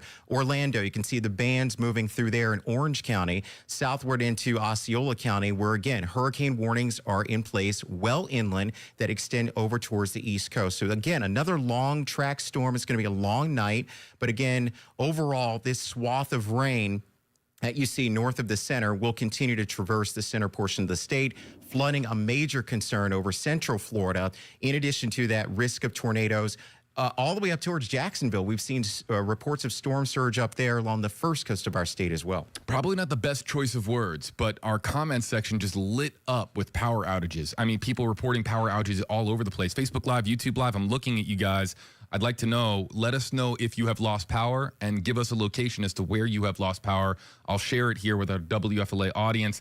We've got a lot of folks joining us from St. Pete, Pinellas County. Maria wants to know, #Hey Justin, how much longer is this going to last in St. Pete? That's a good question, and you've been battered for the last couple of hours. As I mentioned earlier, a report now in St. Pete of an 89-mile-an-hour wind out of the east. So that is driving a lot of water out of Tampa Bay towards downtown St. Pete. And one of the reasons the winds are stronger there in St. Petersburg, it's unrestricted wind moving over the bay. So many times we see this with these landfalling tropical cyclones moving in this particular direction. The winds can be a lot stronger there in St. Pete. It's going to last, I'd say, another 3 or 4 hours because you got the backside of the storm to go through, at least some of the worst of it. So I'm bringing this up right on the heels of that because Clearwater, I would imagine, very similar, not too far away from St. Pete. Still in Pinellas County, yes, much more the same as expected there for tonight. All right, next up in the queue, Cameron wants to know, and this is a question we keep getting asked about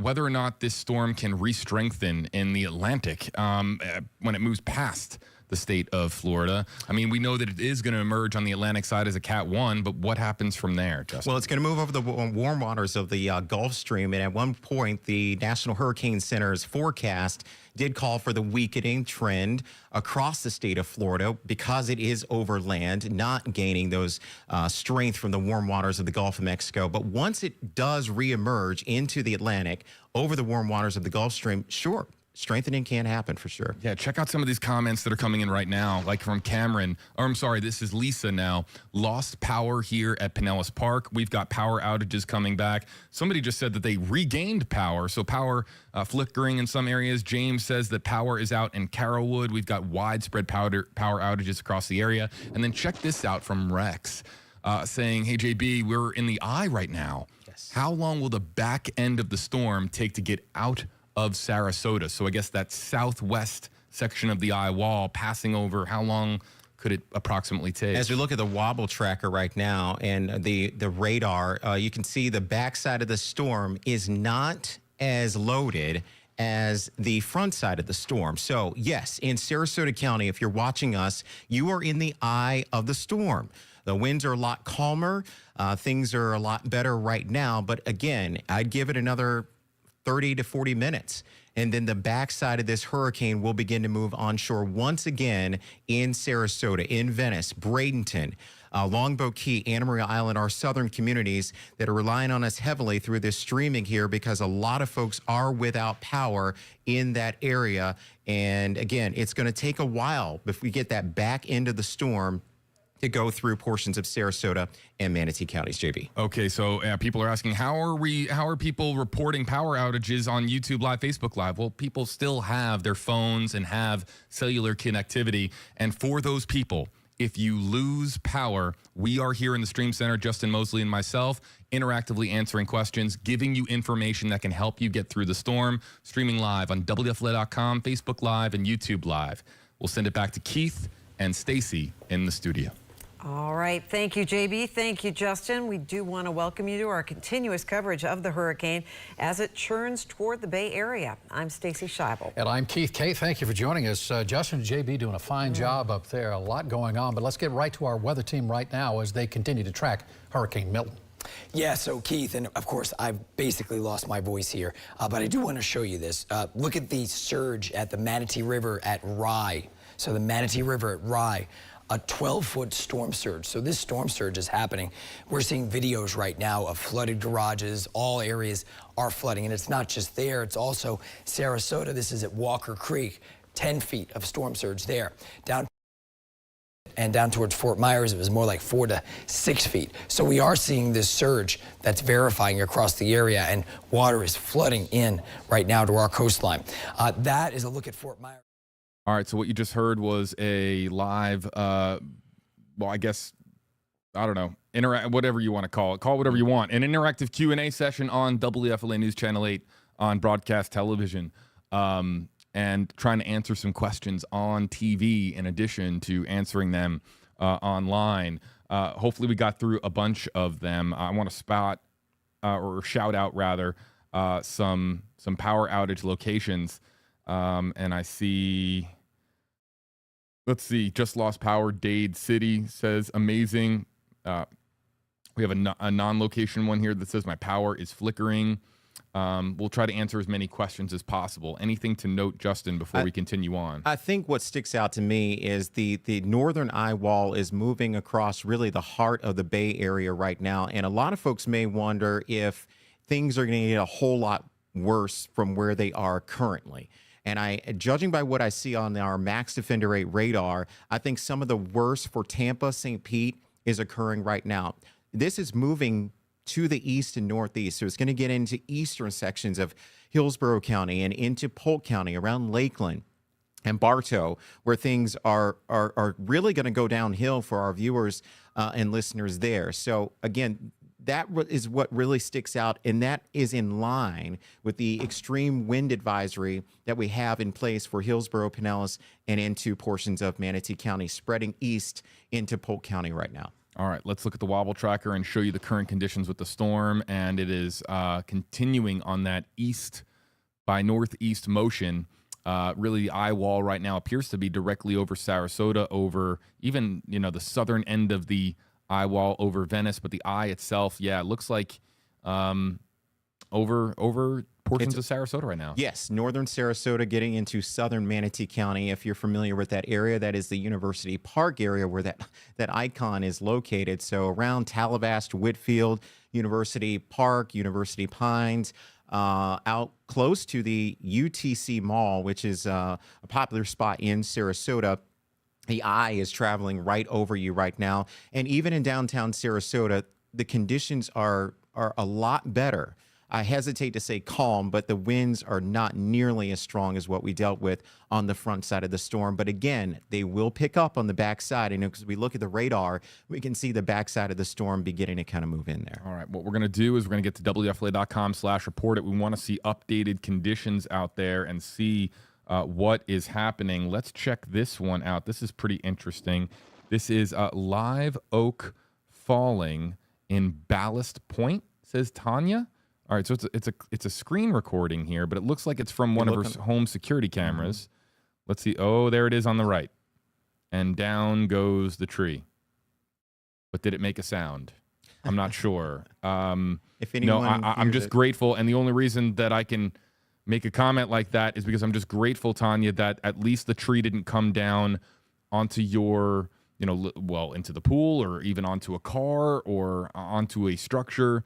So down trees are going to be something we're going to see a lot of. I'm just grateful to see that this one did not occur and cause damage onto something. Let's move on and show everybody Anthony. This is power lines catching our tree on fire.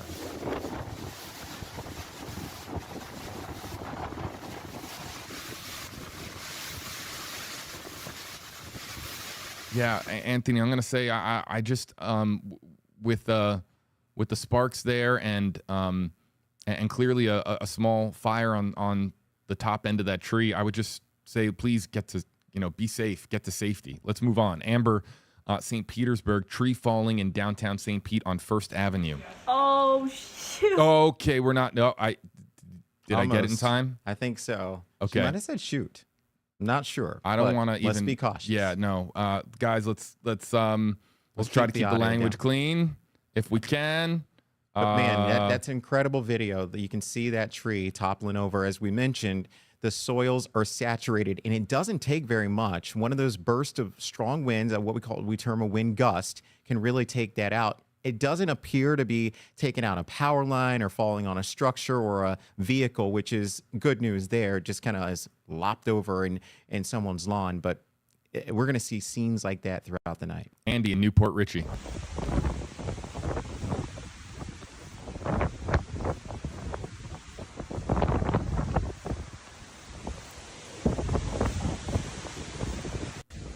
All right, I'm being told by some folks that word was shoot, by the way. So I'm grateful that it was not that other word. This is Andy, 7:56 p.m. in Newport Richey, and you can clearly see Milton, even in Pasco County, making its presence felt. Let's go up to Brooksville. Check this out. This is from Tracy.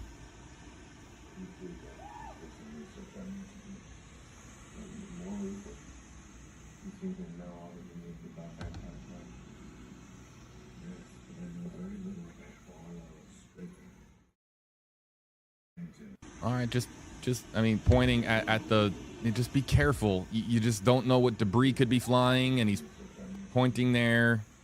I would just say to the gentleman there, you can point from the safety of your home. So let's be safe out there, folks. Winds picking up at 7 p.m. 60-mile-per-hour wind gust, says Crystal in Homosassa. Let's listen.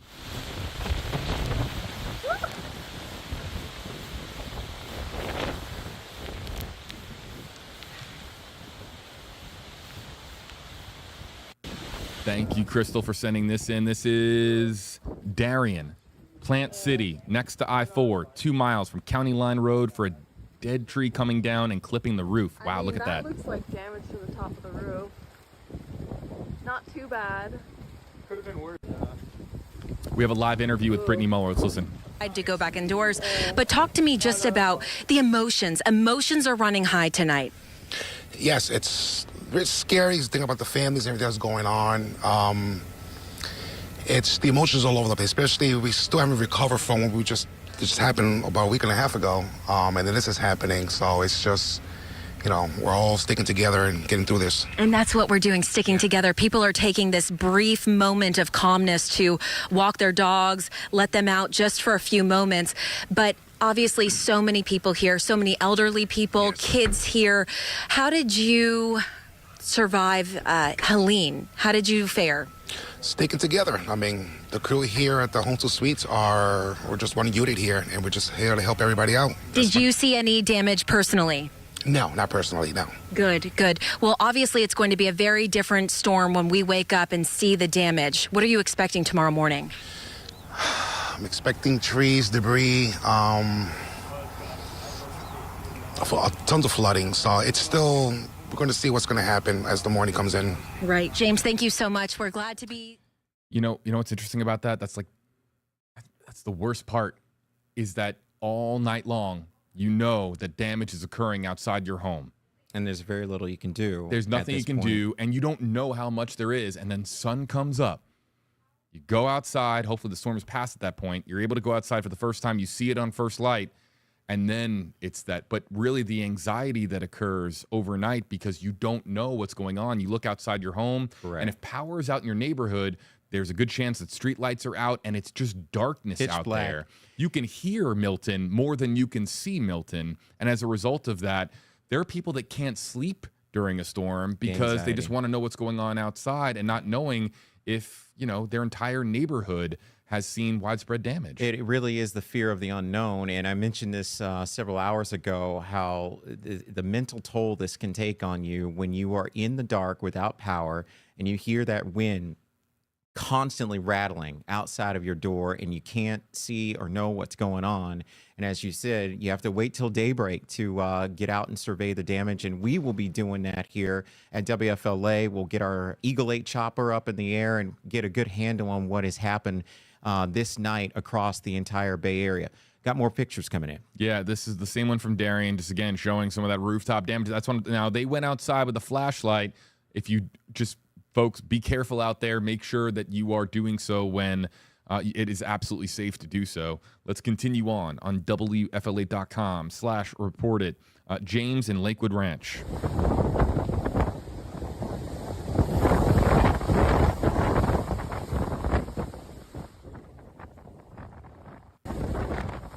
Winds really picking up in Lakewood Ranch. That's a location, Justin, we've been talking about a little bit as being an area that could see widespread power outages, significant straight line winds, and just significant rainfall totals too, depending on where the north side of the eye wall fell. Let's continue on here and go to next. This is Jose, St. Petersburg, 4th Street North, about 8:20 p.m.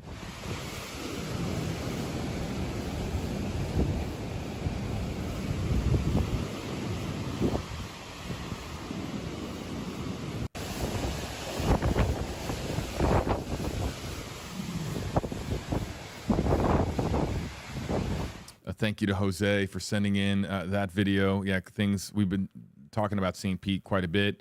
And here, more tornado video. This is from the day. This is back to Royal Palm Beach, Florida's East Coast, and check in the zoomed in video. This is the same tornado, I think. Look, you see the person coming outside also looking and appearing to be in disbelief, taking cell phone video themselves.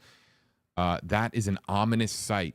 If you're walking out onto your front lawn, just imagine it, and you see that off in the distance, your heart falls into your stomach because it's just, look, I mean, sections of the Midwest, into, obviously Oklahoma, Tornado Alley, we see tornadoes during hurricane season, but, we've seen a bunch today and a bunch that have been ominous looking. I mean, no doubt. Yes.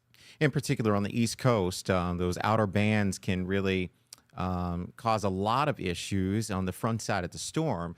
And we've seen numerous reports of tornado, numerous videos of tornadoes being Jeff captured Patterson, as well. Tampa. Hold on 1 second. So we're seeing that, and again, it's because of that shift of wind and areas that may have done well on the front side of the storm. Now when the back side of the storm hits them, that's when more problems can crop up. But we're going to move inside right now. I know that some people have expressed concern. We're looking out for overhead things to make sure that nothing is about to fall on us. But the wind and the rain and the intensity is really picking up now. So we're going to toss it back to you guys. Yeah, that's good advice. Thank you. Jeff Patterson reporting live out there, and he has to be really careful because, when you have things falling over, that could include power lines, and the last thing you want is to be out in the water and a line is down. It could be fatal. Yeah, Jeff Patterson, we hope he gets to safety. More coming in to report it from Jenna. This one is coming in. It's the same tornado video, so we're going to move on to the next one, and this is from Mary in Channelside, across from the cruise port. Coming in a short time ago. Look at those strong winds. We'll listen.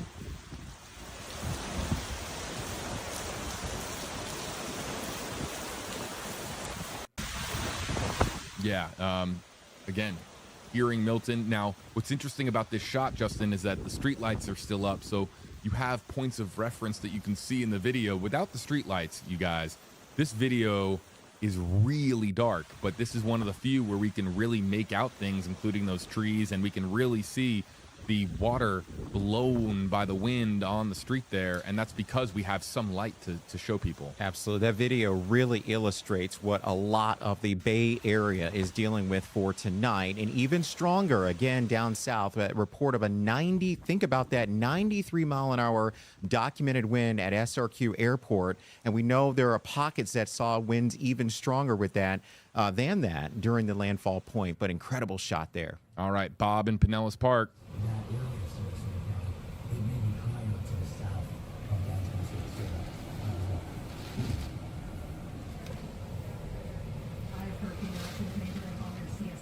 Looks like a transformer fire off there in the distance. We've seen at least half a dozen of these. It's incredible stuff, and that is a big concern as that core is working its way across a highly populated area right now. The power outages, the trees that are coming down, and that's just going to exacerbate conditions. And never to think about a fire in the middle of a hurricane, but you can definitely do that with those transformers. Austin has sent in multiple videos, but look at the movement of the water from downtown Tampa. You can see it racing across the street, being blown around, and it's somewhat mesmerizing, is it not, to see all that water pushed around concrete like that? I mean, and the buildings over the downtown area can actually act as have a funneling effect, so they can be stronger as they're funneled in between these high rises over the metro area, and that can accelerate the winds. This is just south of Sarasota Airport, just south of SRQ. You want to know why this is interesting? Sean says that this is in the eye.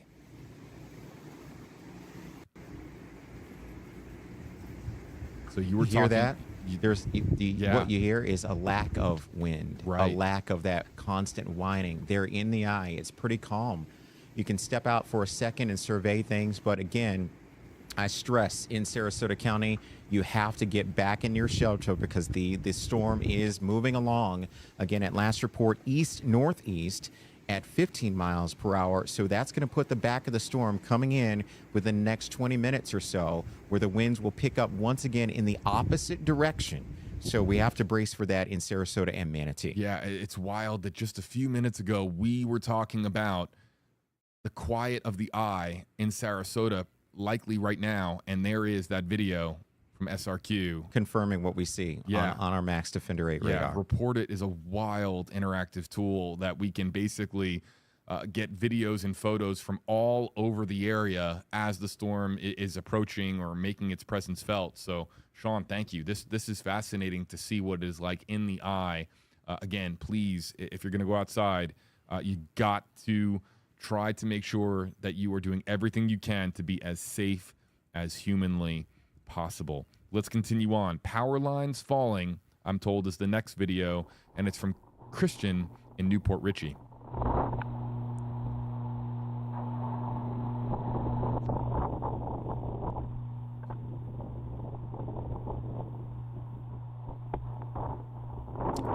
Incredible stuff. Yeah, Whoa. dangerous. Nicole Rogers is up next. Let's listen. I'm not standing in it because though I have these waders on, we have seen the sky flash blue I can't tell you how many times. But take a look at just how high this water has rose. This was a street that you saw me at earlier, now completely underwater. Now stepping over here, I want you to take a look. It gets worse as you go down the street. You can see it's significantly deeper and rising by the minute. To the left, you'll see this sign on the ground, something that we showed you earlier was kind of wobbling back and forth, now on the ground. Remember, we're only halfway through this storm. We have another half to go right now. An eerie feeling as we're in the eye, just seeing the wind go crazy, and all of a sudden, it's not too bad, but we're starting to see it pick back up. Garrett, tell me, first of all, what have you seen this hurricane do? So far, I've just seen a lot of wind. It wasn't been too bad with the rain, but it's definitely picked up.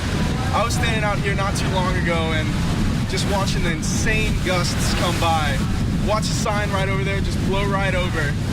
And not even 5 minutes ago, the water was 20 feet farther down. It's rising quick. It's crazy. Nothing like I've ever seen.